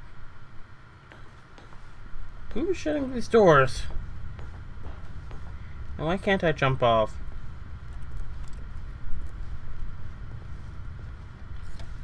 The lights rose on an enormous room packed with television screens. What horrible secret did this place hold? Stanley thought to himself. Did he have the strength to find out?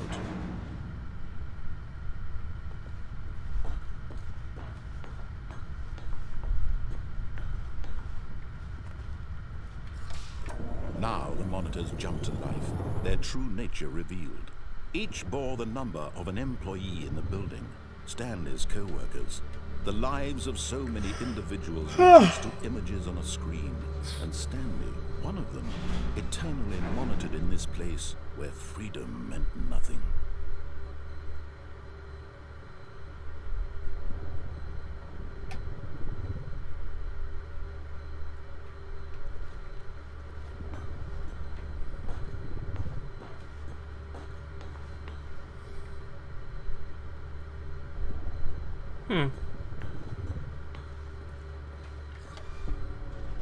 This mind control facility, it was too horrible to believe. It couldn't be true. Had Stanley really been under someone's control all this time? Was this the only reason he was happy with his boring job? That his emotions had been manipulated to accept it blindly? No. He refused to believe it. He couldn't accept it. His own life in someone else's control? Never! It was unthinkable, wasn't it? Was it even possible? Had he truly spent his entire life utterly blind to the world?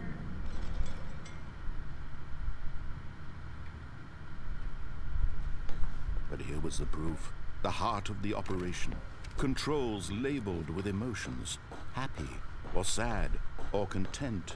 Walking, eating, working, all of it monitored and commanded from this very place. And as the cold reality of his past began to sink in, Stanley decided that this machinery would never again exert its terrible power over another human life. For he would dismantle the controls once and for all. Yeah, I'll do that after I start pressing all these buttons.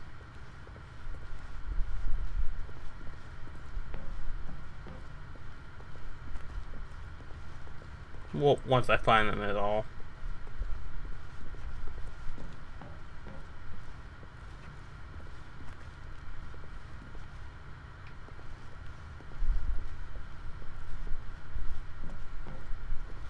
One, 2, 3, 4, 5.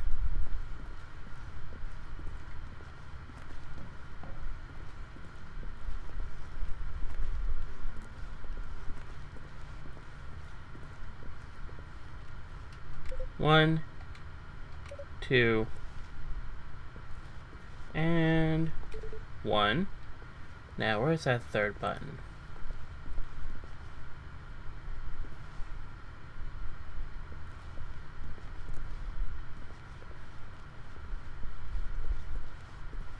I hit 1, 2, 4, and 5. Now there's only button 3. Once I find it, I will have completed my goal.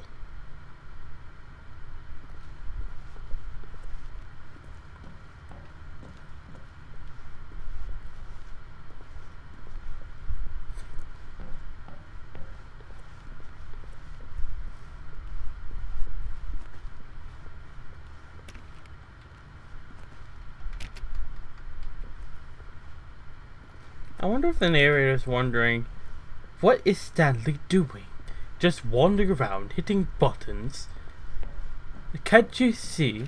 I'm trying to get him through to this dramatic ending that I've already been through before. Seriously, man.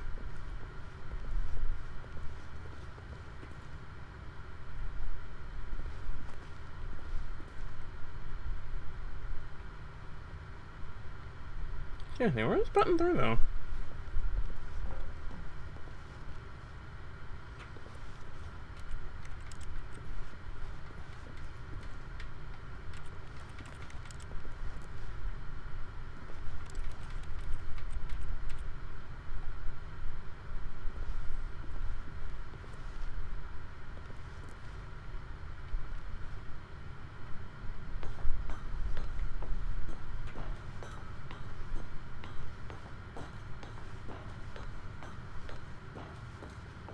And when at last he found the source of the room's power, he knew it was his duty, his obligation, to put an end to this horrible place and to everything it stood for.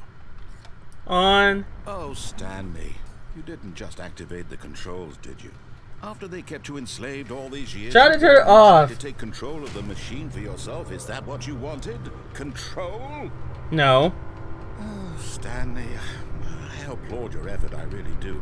But you need to understand, there's only so much that machine can do. You were supposed to let it go, turn the controls off, and leave. If you want to throw my story off track, you're going to have to do much better than that. I'm afraid you don't have nearly the power you think you do. For example, and I believe you'll find this pertinent, Stanley suddenly realized he had just initiated the network's emergency detonation system. In the event that this machine is activated without proper DNA identification, nuclear detonators are said to explode, eliminating the entire complex. How long until detonation then? Let's say 2 minutes. Ah, now this is making things a little more fun, isn't it, Stanley? It's your time to shine. Really? You are the star. It's your story now. Shape it to your heart's desires. Oh, this is much better than what I had in mind. What a shame we have so little time left to enjoy it. Mere moments until the bomb goes off. But what precious moments each one of them is. More time to talk about you, about me, where we're going, what all this means. I barely know where to start. What's that? You'd like to know where your co-workers are? Okay, yeah, this is honestly getting boring. I think I'll go through one more.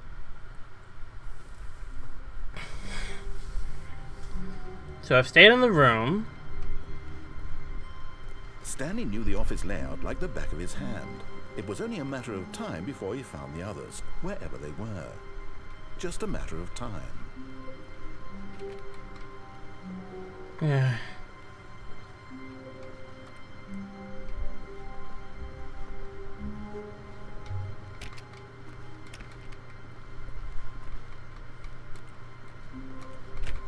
went around touching every little thing in the office, but it didn't make a single difference, nor did it advance the story in any way.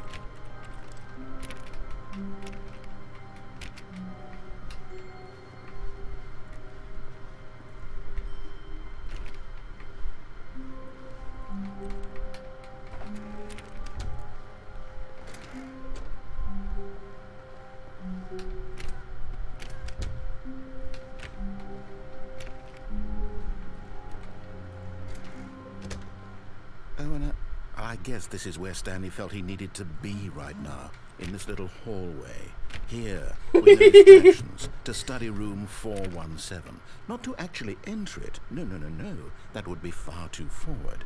Stanley wanted to know it from the outside. I want to enter it, though! But with his heart. He would know room 417 as no man or woman had ever known an office before. That ladder over there. Oh, and that little picture of a horizon or something. It's all just a never-ending parade of joy for Stanley.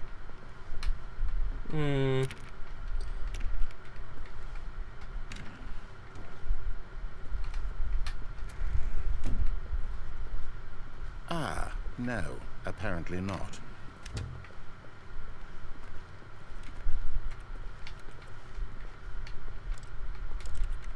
Come on, man. Let me shut the door. Yeah. Oh well.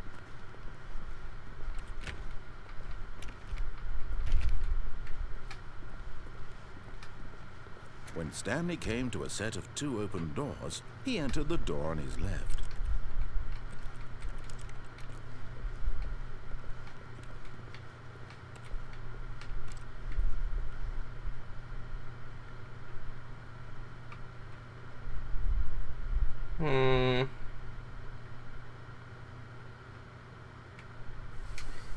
Does anyone want to help me get through this plastic gate?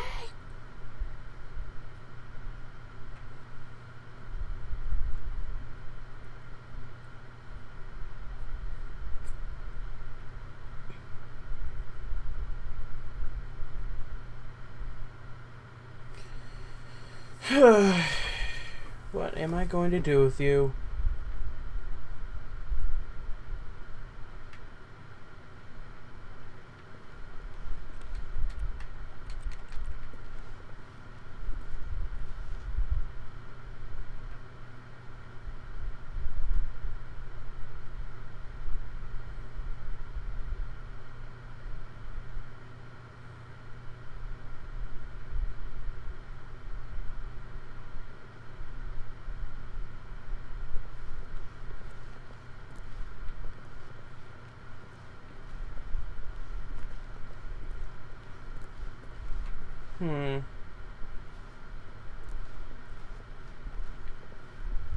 This was not the correct way to the meeting room, and Stanley knew it perfectly well. Perhaps he wanted to stop by the employee lounge first, just to admire it.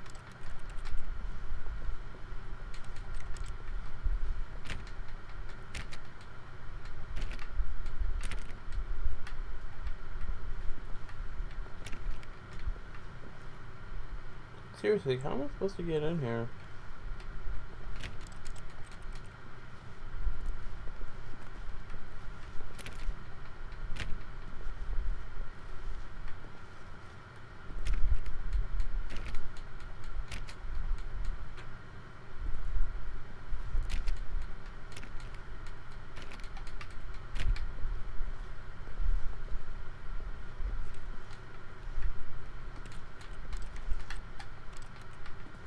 Stanley felt lightheaded, butterflies in his stomach, giddy in a way he had never known before.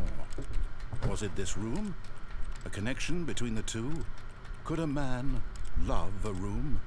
I mean, truly, truly, deeply, madly love. I've been feeling fine, Yes, baby. really worth it being here in the room. A room so utterly captivating that even though all your co-workers have mysteriously vanished, here you sit looking at these chairs and some paintings. Really worth it. What are you talking about? I'm staring at the ceiling.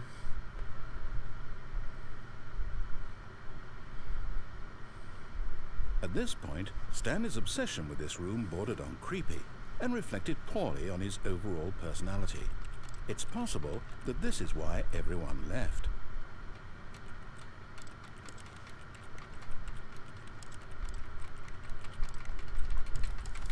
Stanley sat around waiting for more dialogue, but when a long time had passed and there was no more, he decided that the game was trying to send him a message.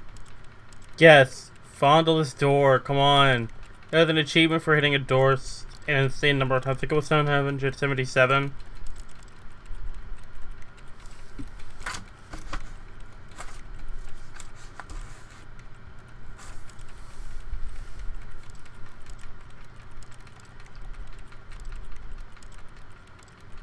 Maybe it was press a key. And again, the achievements in this game are crazy.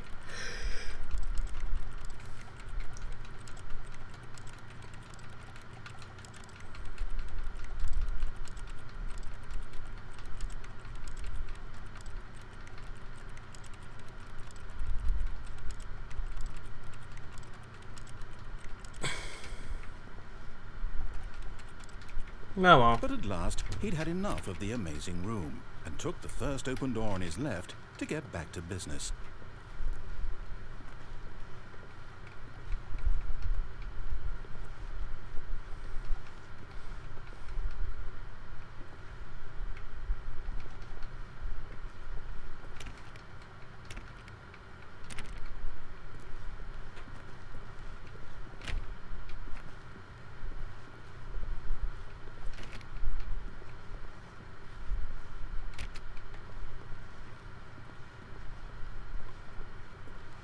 There is one area I do want to explore, though, and it's at the Stanley was so bad at following directions, it's incredible he wasn't fired years ago.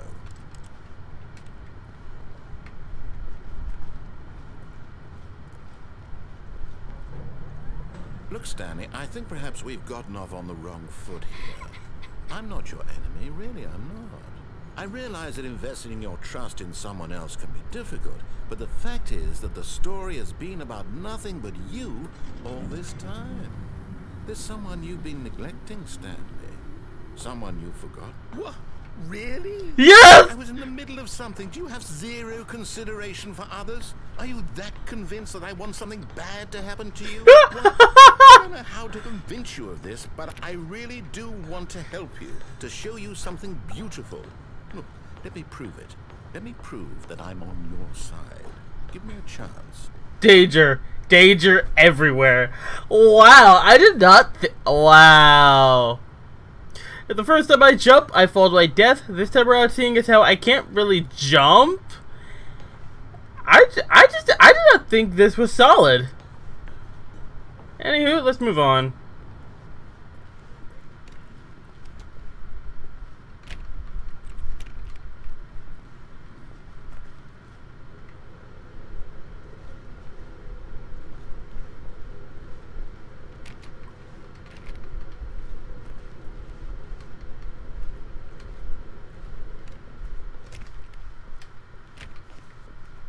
Now listen carefully, this is important. Stanley walked through the red door. Okay. Oh, thank God you are willing to listen to me. I really have wanted you to be happy all this time. The problem is all these choices. The two of us always trying to get somewhere that isn't here. Running and running and running, just the way you're doing right now. Don't you see that it's killing us, Stanley? I wanted to stop. We would both be so much happier if we just stopped. And I think I have a solution. Here, what? Let me show you.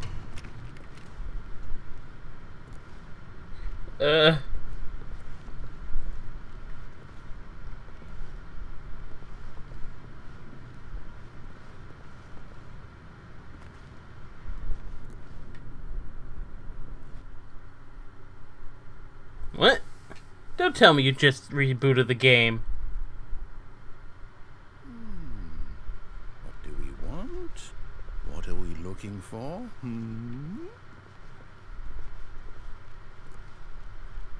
Here. Yes. If we just stay right here, right in this moment with this place, Stanley, I think I feel happy. I actually feel happy.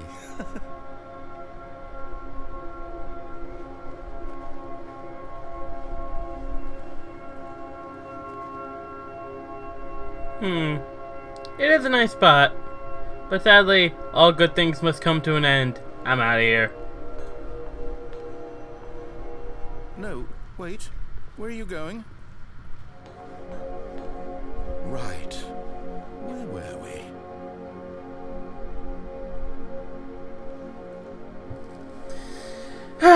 we? These are some nice stars.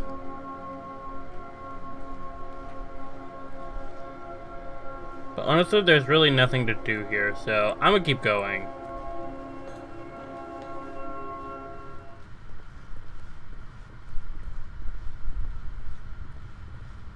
Oh no. Stay away from those stairs. If you hurt yourself, if you die, the game will reset. We'll lose all of this. Is the narrator gaining some yandere tendencies?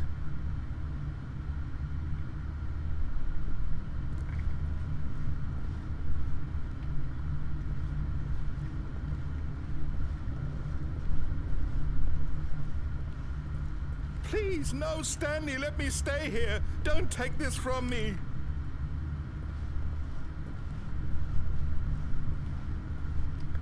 Oh. Okay.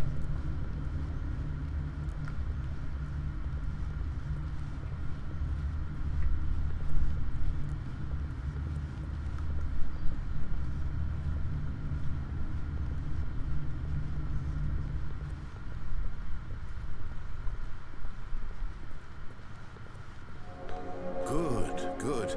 We can't be too safe. Promise me you won't go back there. Just stay here. I promise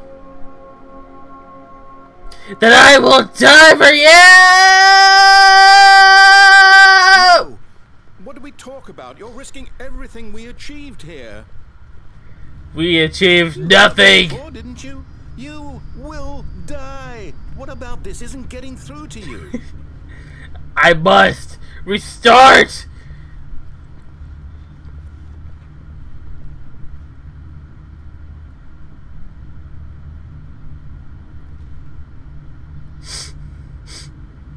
Please, Stanley, think about what you're doing.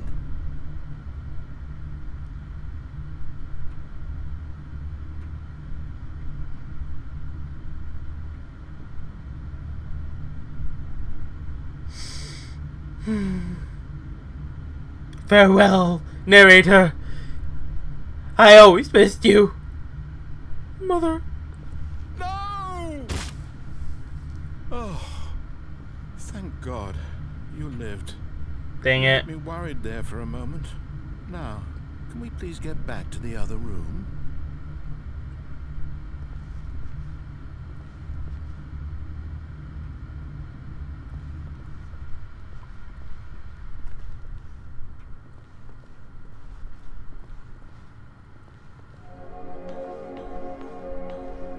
There. See? This is what you want. This is where we can both be happy. We really can. If we stop moving, we just have to stop moving. No. I need to leave. I need to leave, man. You're stifling my growth, man. You're stifling my growth. I must end it all. Go back. There's nothing good that can come from this.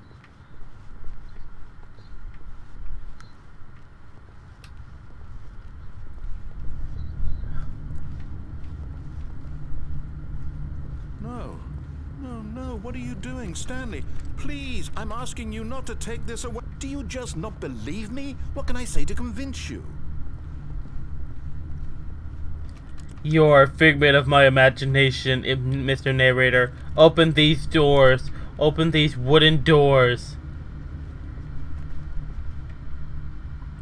Come on!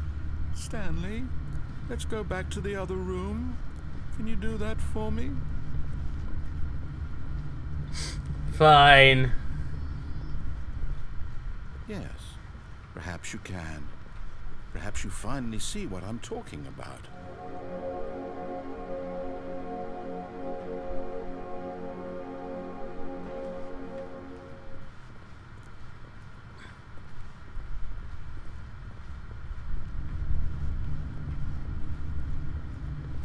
My God, is this really how much you dislike my game? That you'll throw yourself from this platform over and over to be rid of it? You are literally willing to kill yourself to keep me from being happy. Am I reading the situation correctly? Yeah, sure, let's go with that. Boom! Maybe you're just getting a kick out of it.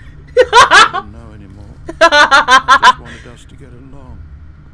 But I guess that was... Do you actually want to stay alive? Or are you just teasing me? You're catching on, my boy!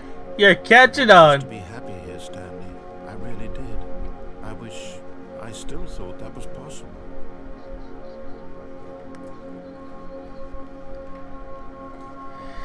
Okay, I'm gonna do 2 more drops, and then if that doesn't do anything, I'm gonna stop it.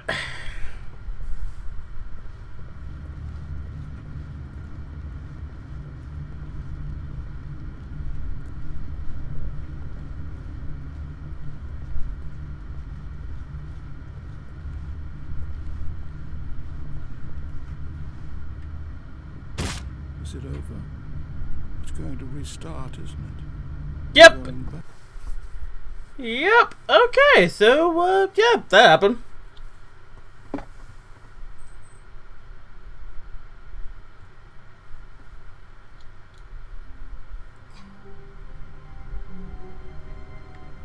Wait, what the... That's different.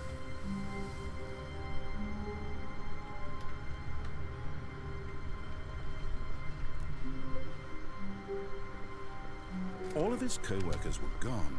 What could it mean? Stanley decided to go to the meeting room. Perhaps he had simply missed a memo.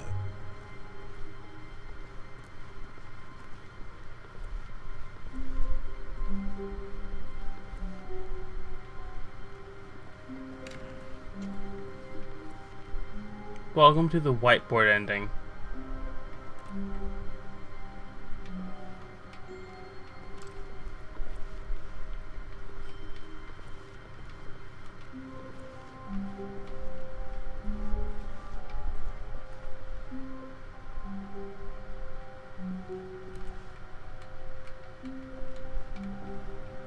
Huh. Hey, look, guys! I came across the whiteboard ending. Yeah. Stanley went around touching every little thing in the office, but it didn't make a single difference, nor did it advance the story in any way.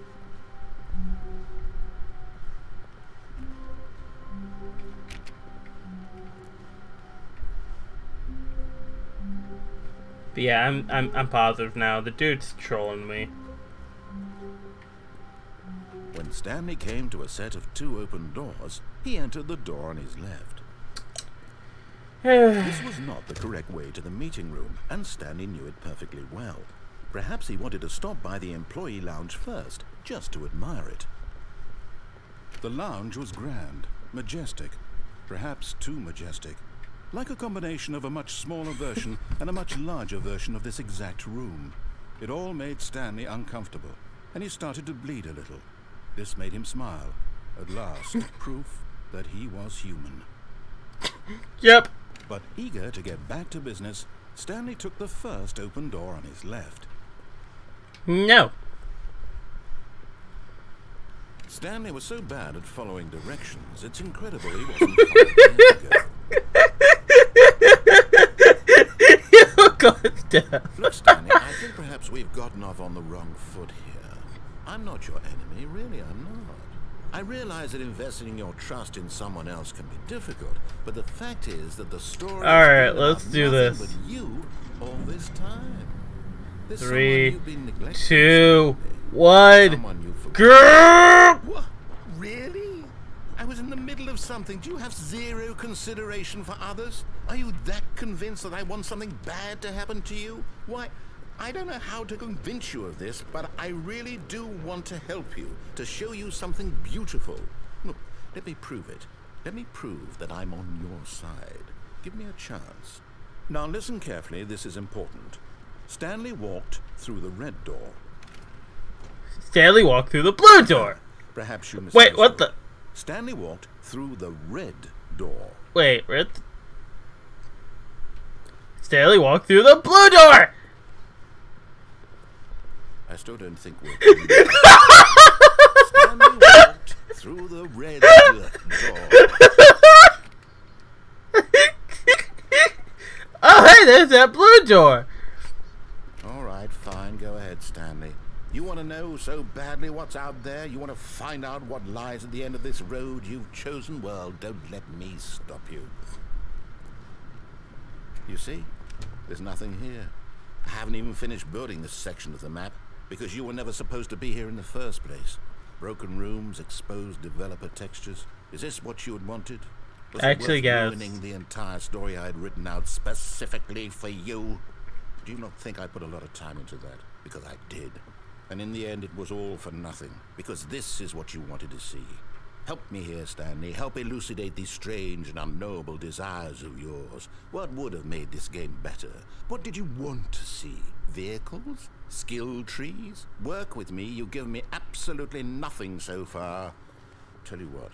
Let me take a stab in the dark at a new design, and you can give me some feedback. There we go. A third option. This already feels leaps ahead of where we were before. Go ahead, Stanley. Take it for a spin. Okay. Okay, I'm going to stop you there. Now, tell me about your experience with this new version. Would you say that the game benefited from allowing you more choices? Feel free to be honest. I'm looking for some real critical feedback here. Okay, so we're getting somewhere. Clearly there's something here that speaks to you. If I can be honest here, I really don't have any idea where I'm going with this. This whole third door thing was just a stab in the dark.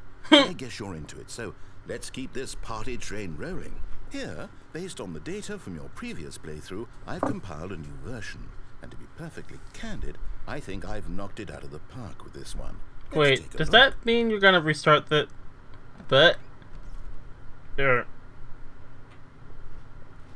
That's new.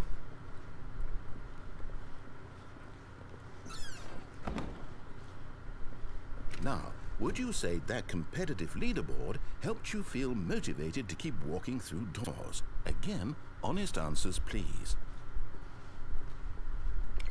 Hey, I nearly forgot. I've got a prototype of a new game I've been working on, and now would be a lovely opportunity to give it some playtesting. You wouldn't mind taking a look at it, would you? Sure. Perfect. Let me boot it up. What?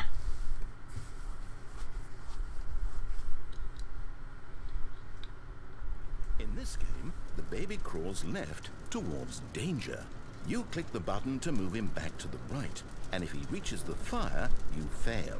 It's a very meaningful game, all about the desperation and tedium of endlessly confronting the demands of family life. I think the art world will really take notice. But of course, the message of the game only becomes clear once you've been playing it for about 4 hours. So why don't you give it 4 hours of play to make sure it's effective? Be sure to keep notes on your experience.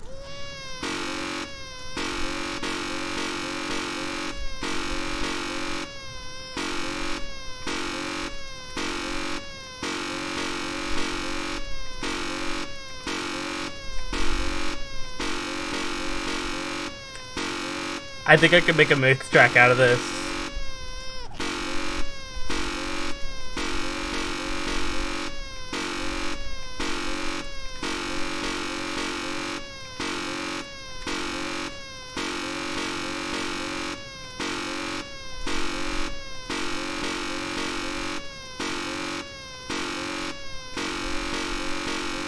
Aw, yeah, save the babe. Aw, yeah, save the babe.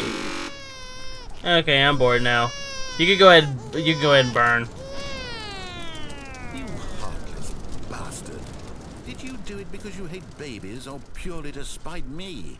Because if it's the latter, well, I don't know what to do. I'm completely out of ideas. I can't think of a single thing that might improve the experience for me. I'm not even going to try. I'm out, I'm done. It's over. Thank you for playing. Your input was extremely valuable. Oh, hey, since my game was so awful, why don't we play someone else's game? Just to ease the pain. Let's see. Wait, what? What do we have here? Yes. This seems like it'll work. Let's give it a shot.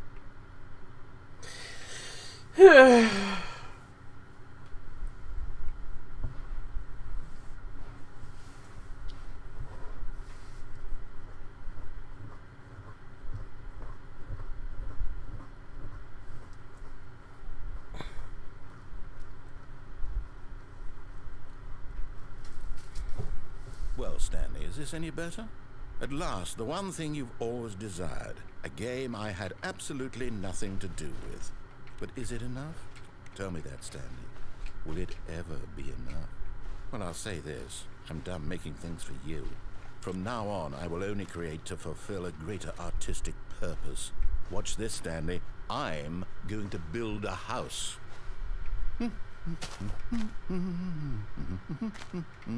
This will go here. No, here. And then... I can't jump. Let's see, what does it need? Yes, of course. And just to finish it all off, yes, it's complete. I made this, Stanley. Look at it. Gaze upon my work of art and feel ashamed at your own inadequacy. You suck. But you've only seen it from the outside. You've only gotten half the experience. Please, step inside and make yourself comfortable. Isn't it grand? Isn't it perfect? It could only be better if...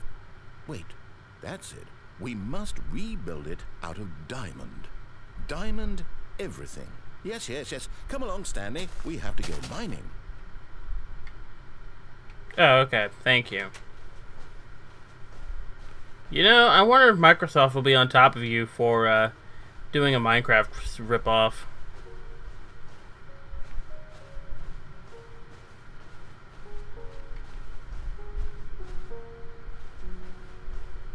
Oh my, it looks like it's going to get a bit dark. Have you brought a light? Oh, no. This is far more open-ended than I had in mind. I'm looking for something more narrow and linear. Something that makes you feel utterly irrelevant. This will do it all, 1 out of 5. Even the diamonds couldn't save this one. Okay, new game. What? No!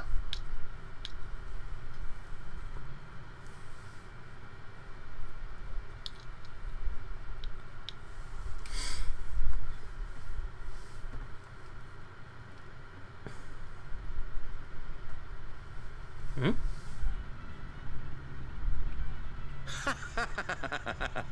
Yes, I don't even know what this game is, but I love it. You, trapped in a glass box with no way out, listening to me talk. Oh, it's inspired. I couldn't have done it any better myself. What is this game even supposed to be? I can't figure it out. Okay, now I'm curious. Let's go find out what the hell this is. Oh, this is Portal.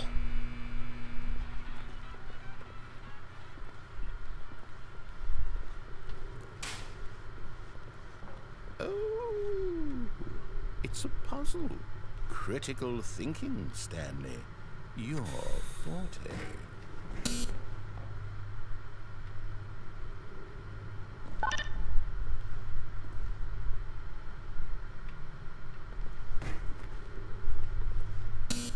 Genius.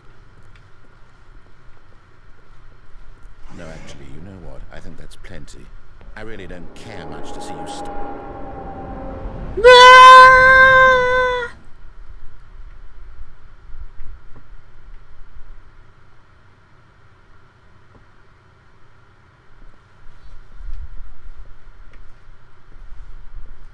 Where am I?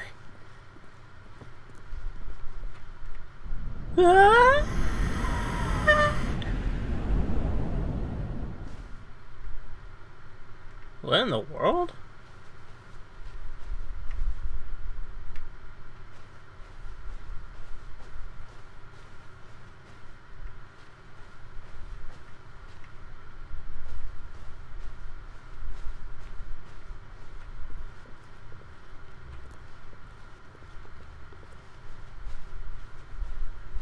So how am I supposed to get out of here?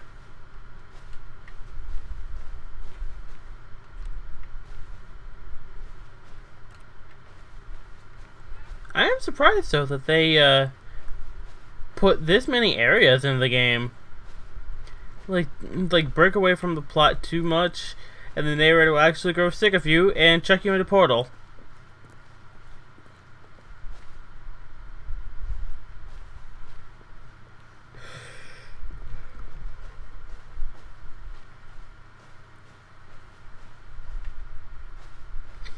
There we are. Oh hey, what's this? Oh, okay.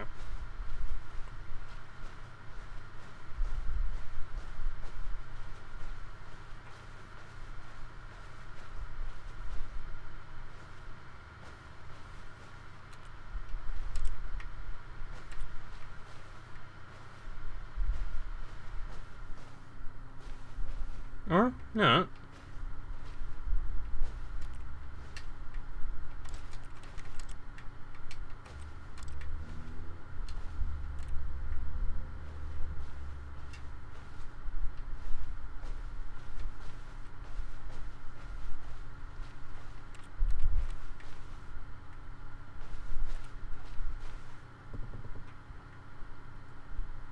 I wonder what he found. If what he wanted was to be the leading man in his own story, well, perhaps he's gotten it. Down in wherever he is right now. I wonder if he's happy with his choice, and if he's learned the heavy cost that comes with it. He'll understand soon what I was trying to tell him. He needs me. Someone who will wrap everything up at the end, to make sense out of the chaos and the fear and the confusion. Oh my That's goodness. who I am. That is what I mean to this world. Oh, yes. Yes, I'll be back. There's no other way. Once this ends, after it all comes to a close, then I'll be back. The end will be here soon. Very soon. Alright, what about I now? can wait.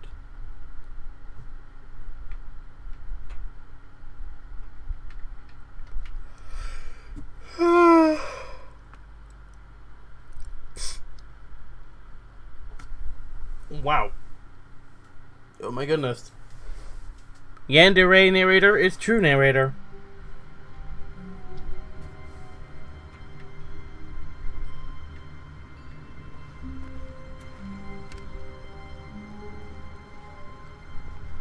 When Stanley came to a set of 2 open doors, he entered the door on his left.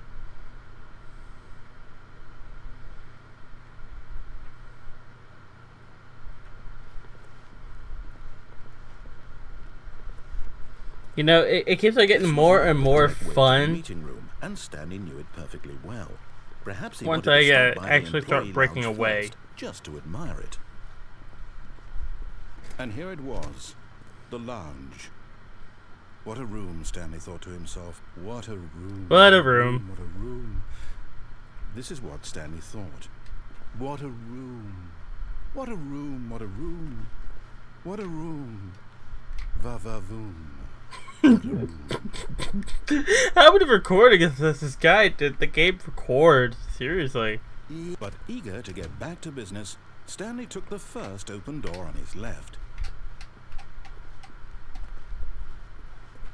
Stanley was so bad at following directions, it's incredible he wasn't fired years ago. Look, Stanley, I think perhaps we've gotten off on the wrong foot here. I'm not your enemy, really, I'm not. I realize that investing your trust in someone else can be difficult, but the fact is that the story has been about nothing. What? Really? Ah! I was in the middle of something. I was going to You have jump zero off. Consideration for others? Are you that convinced that I want something bad to happen to you? Why, I don't know how to convince you of this, but I really do want to help you, to show you something beautiful. Look, let me prove it. Let me prove that I'm on your side.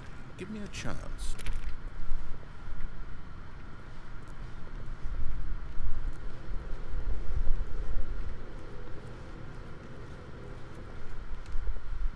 Now listen carefully, this is important. Stanley walked through the red door.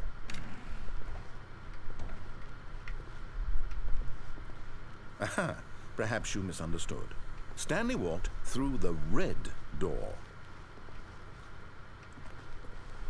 I still don't think we're communicating properly. Stanley walked through the red door. The red door. Oh, thank God you are willing to listen to me. Do you see that I really have wanted you to be happy all this time? No, not really.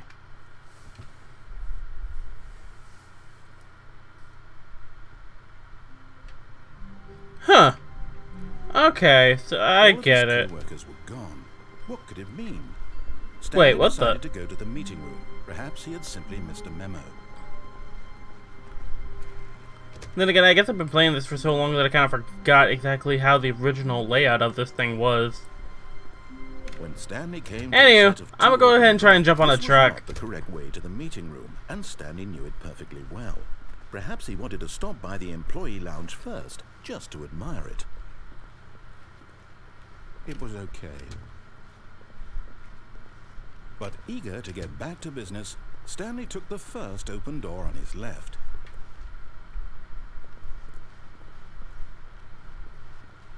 Stanley was so bad at following directions, it's incredible he wasn't fired years ago. Look, Stanley, I think perhaps we've gotten off on the wrong foot here. 3, I'm not 2, really 1. I realize that But in his eagerness to prove that he is in control dang it, of the I story and died. no one gets to tell him what to do, Stanley leapt from the platform and plunged to his death. Good job, Stanley.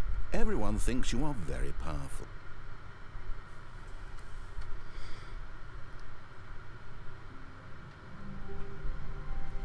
All of his co-workers were gone.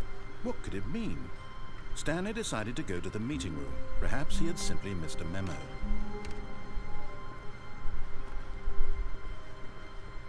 Okay, fine. When Stanley came to a set of 2 open doors, this was not the correct way to the meeting room, and Stanley knew it perfectly well. Perhaps he wanted to stop by the employee lounge first, just to admire it. It was okay. But eager to get back to business, Stanley took the first open door on his left. Stanley was so bad at following directions, it's incredible he wasn't fired years ago. Look, Stanley, I think perhaps we've gotten off on the wrong foot here. I'm not your enemy, really, I'm not. Not. I realize that investing your trust in someone else can be difficult, but the fact is that the story has been about nothing but you all this time. There's someone you've been neglecting, Stanley. Someone you've forgotten about. Please, stop trying to make every decision by yourself. Now, I'm not asking for me, I'm asking for her. This is it, Stanley.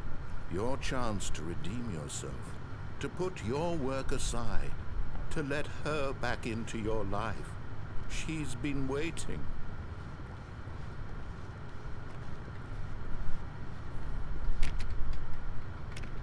I don't wanna.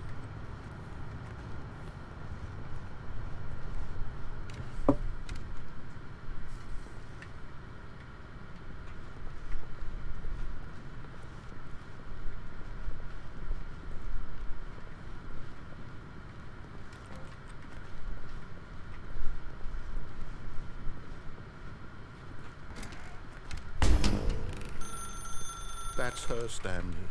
You need to be the one to do this, to reach out to her. If you can truly place your faith in another, then pick up the phone. Can I unplug it? As Stanley picked up the phone, a white light engulfed him, filling him not just with radiance, but with hope. Hope for a life reunited one... Wait. Oh, goodness. Stanley, did you just unplug the phone?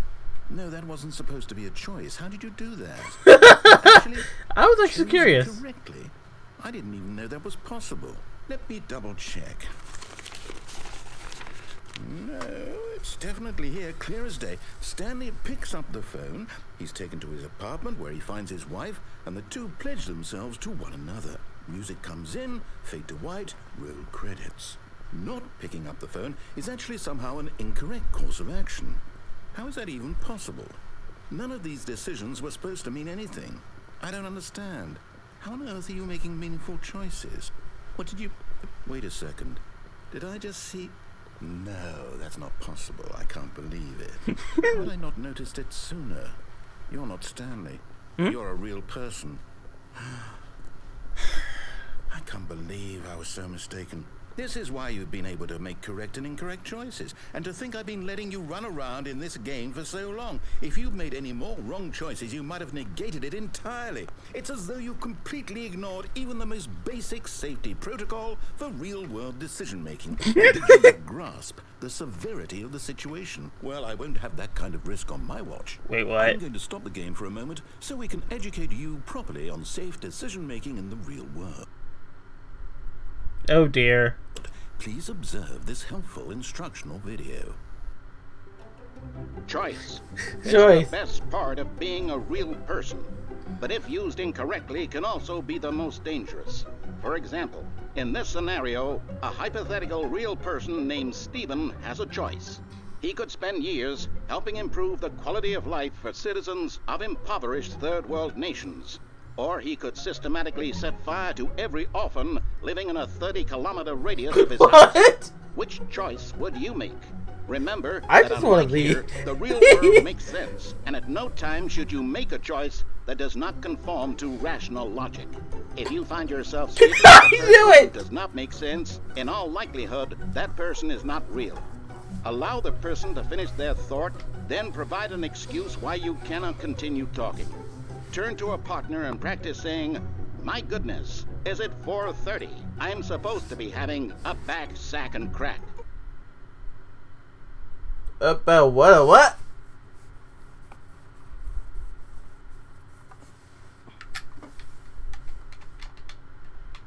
Practice. Excellent.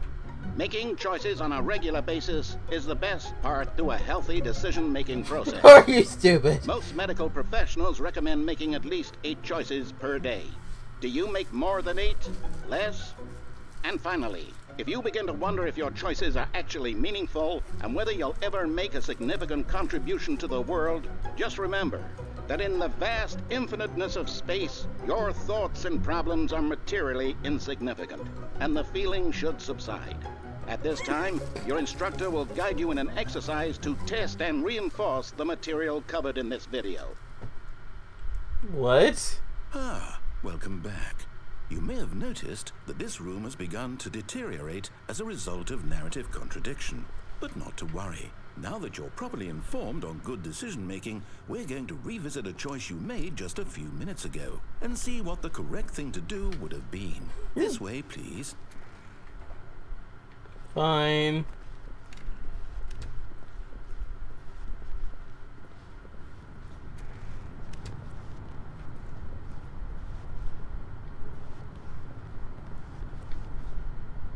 Wait, I can't drop off this thing.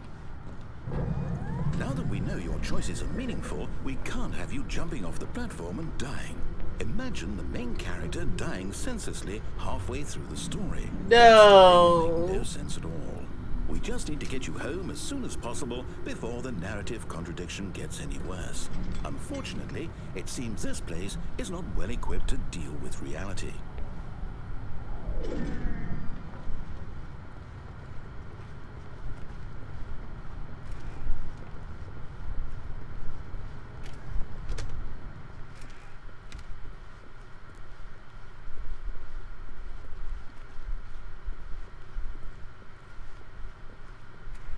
Almost there. You'll take the door on the left, back to the correct ending, the story will have resolution once again, and you'll be home free in the real world.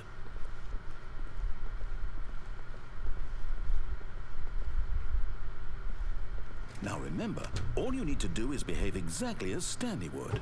That means choosing responsibly and always putting the story first. I'm quite sure you'll be up to the task. Just follow my lead and you'll be fine. All right. When Stanley came to a set of 2 open doors, he entered the door on his left. No! No! Quickly, hurry back in the other direction. Perhaps we're not too late. Wait, what the? Oh, wow.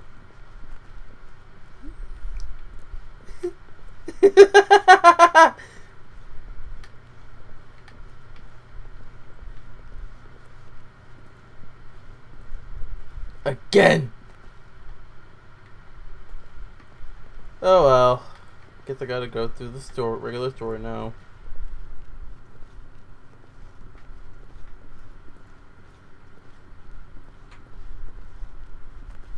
Oh, it's ruined.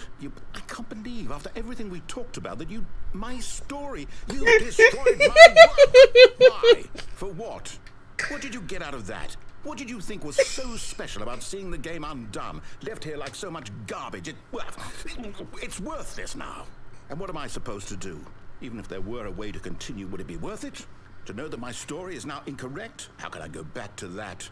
I can't erase that knowledge. I'll have to live with it forever. Oh. Living its impossibility forever. Oh, cool. Is it better to shut the game down entirely? To willingly destroy all of my work? I don't know.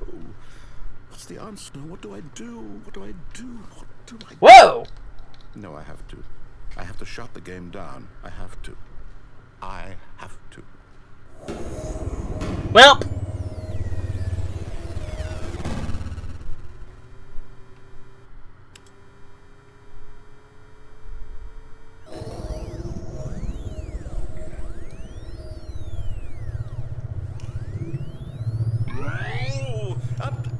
I'm here.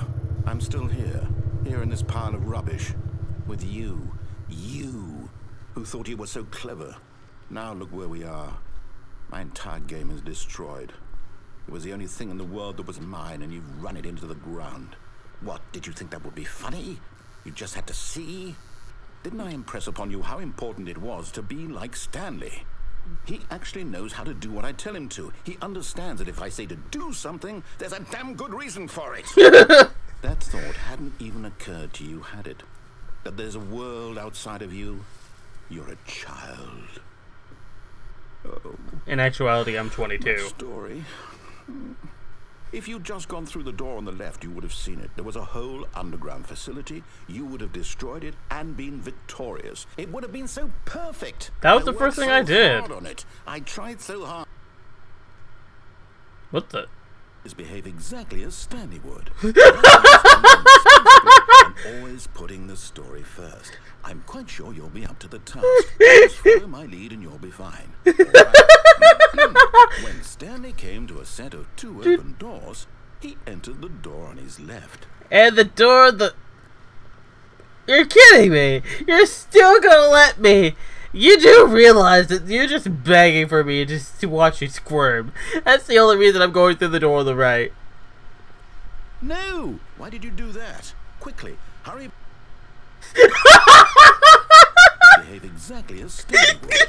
That means choosing responsibly and always putting the story first. I'm quite sure you'll be up to the task. Just follow my lead and you'll be fine. All right.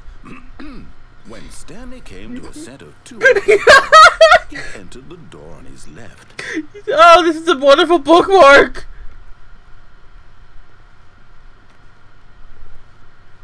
No! Why did you do that? Quickly, hurry.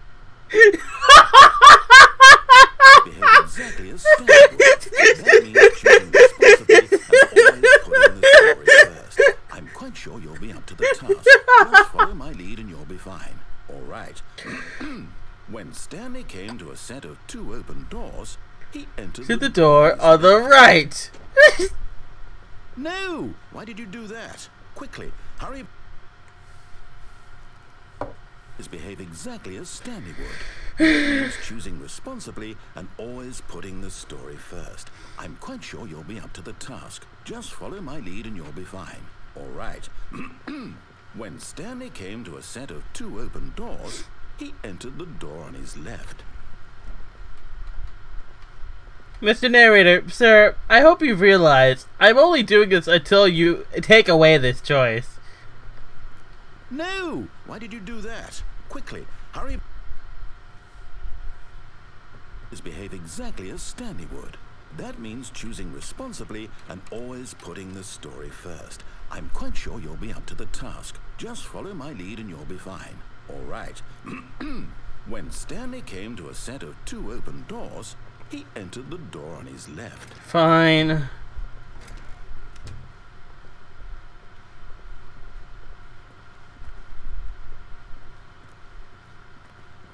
was not a single person here either. Feeling a wave of disbelief, Stanley decided to go up to his boss's office, hoping he might find an answer there.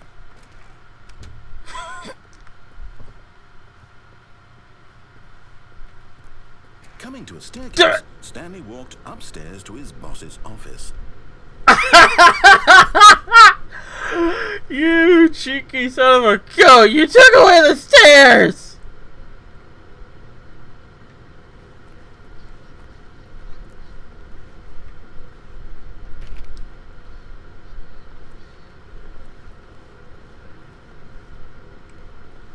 No!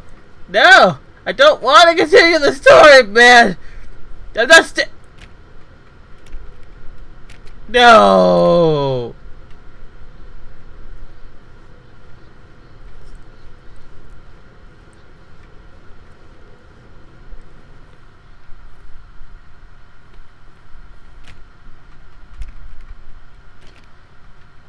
No! No! No! I wanted to look inside the bathroom and see if there was going to be any new messages! Come on, man! Really?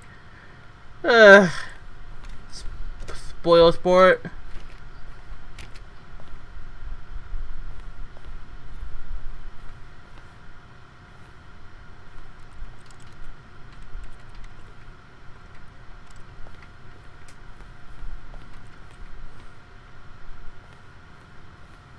Wait, what? Stepping inside his manager's office, Stanley was once again stunned to discover not an indication of any human life. Shocked, unraveled, Stanley wondered in disbelief who orchestrated this, until he saw the door with a voice receiver next to it. Surely behind this door lay all the answers to his questions. And beyond all probability, he knew the passcode.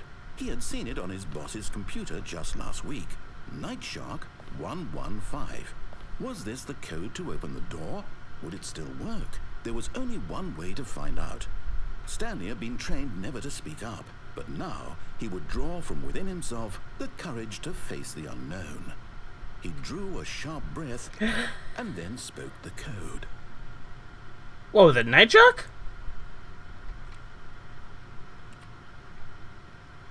Night Shark 1, 2, 3, 4 or whatever? Stanley spoke the code. Night Shark 115. Night Shark 115. Receiver right there on the wall.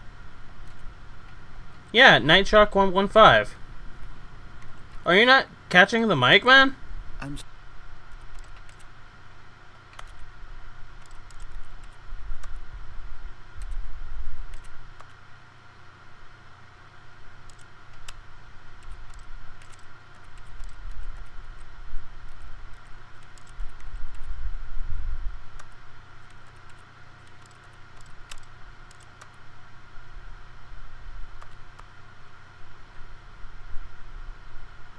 Oh.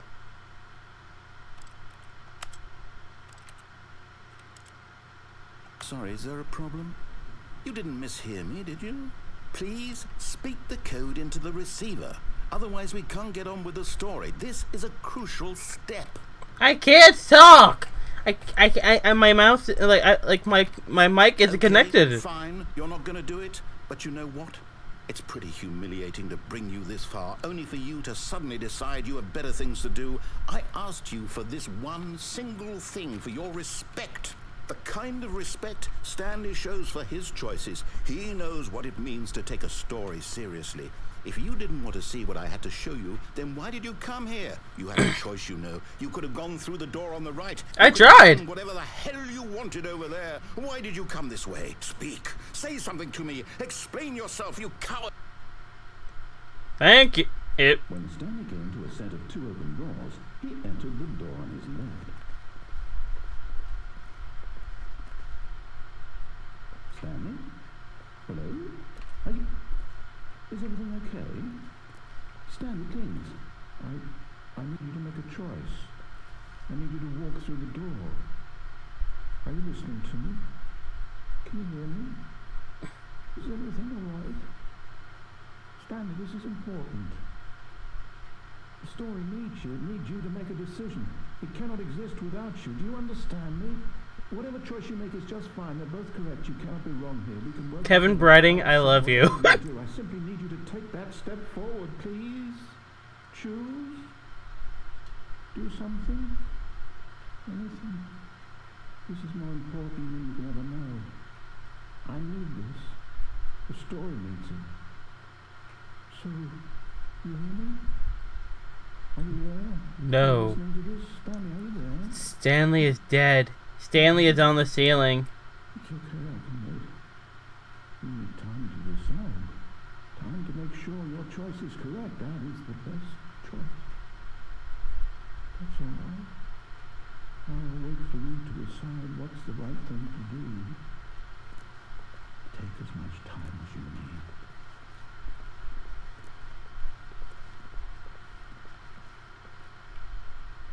There we go.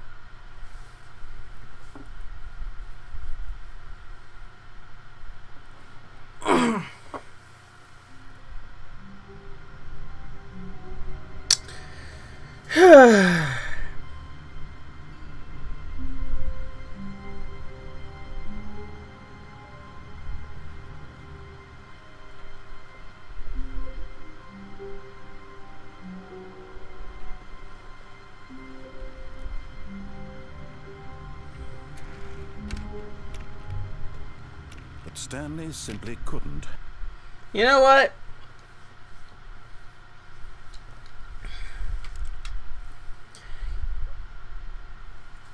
I have no idea what to really do now.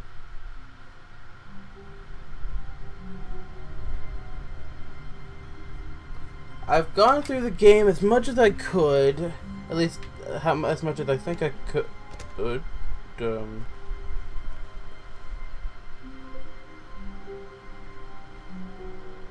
When Stanley came to a set of 2 open doors, he entered the door on his left. One more This was time. not the correct way to the meeting room, and Stanley knew it perfectly well. Perhaps he wanted to stop by the employee lounge first, just to admire it. It was okay.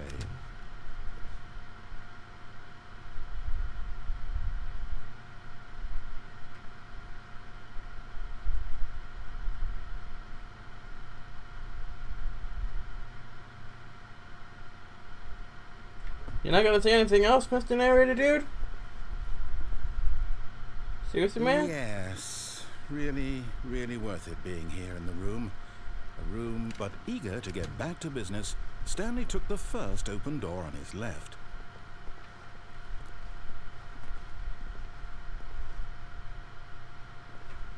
Stanley was so bad at following directions, it's incredible he wasn't fired years ago.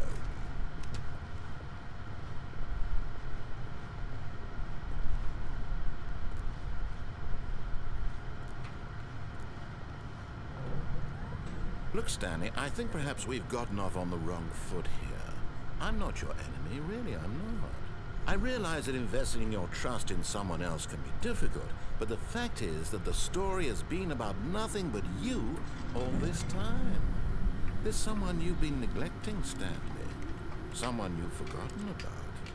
Please, stop trying to make every decision by yourself. Now, I'm not asking for me, I'm asking for her. This is it, Stanley. Your chance to redeem yourself. To put your work aside. To let her back into your life. She's been waiting. That's her, Stanley. You need to be the one to do this. To reach out to her. If you can truly place your faith in another, then pick up the phone. Okay. There's only one reason why I'm doing this, though. Oh, Stanley, is that you? Hold on, sweetie. Sorry to keep you waiting. I'm just pulling the bread out of the oven. All right. Okay, there we go. All right, now, I want you to come in and tell me all about your day. Gotcha. Oh, come on. Did you actually think you had a loving wife who'd want to commit their life to you? I'm trying to make a point here, Stanley. I'm trying to get you to see something. Come inside. Let me show you what's really going on here. No. Sorry, but it's my story now.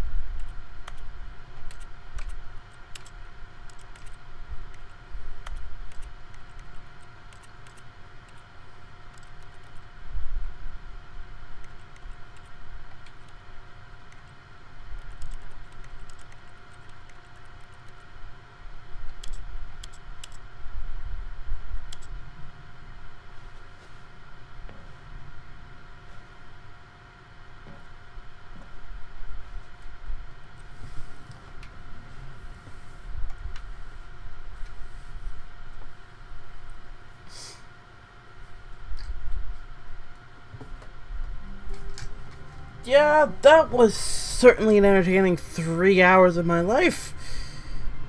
Or of Stanley's life here, really.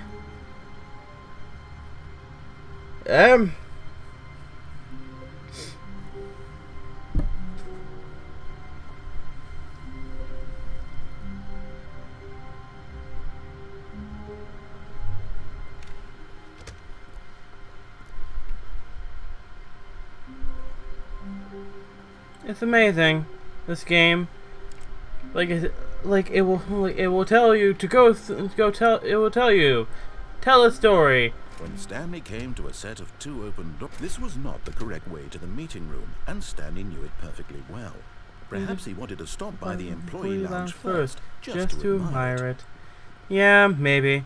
Anywho, I guess that'll do it for this FireStream. I'm just go explore and see if there's anything to Stanley took the first open door on his left. To just simply, well, I'll just, I don't know really.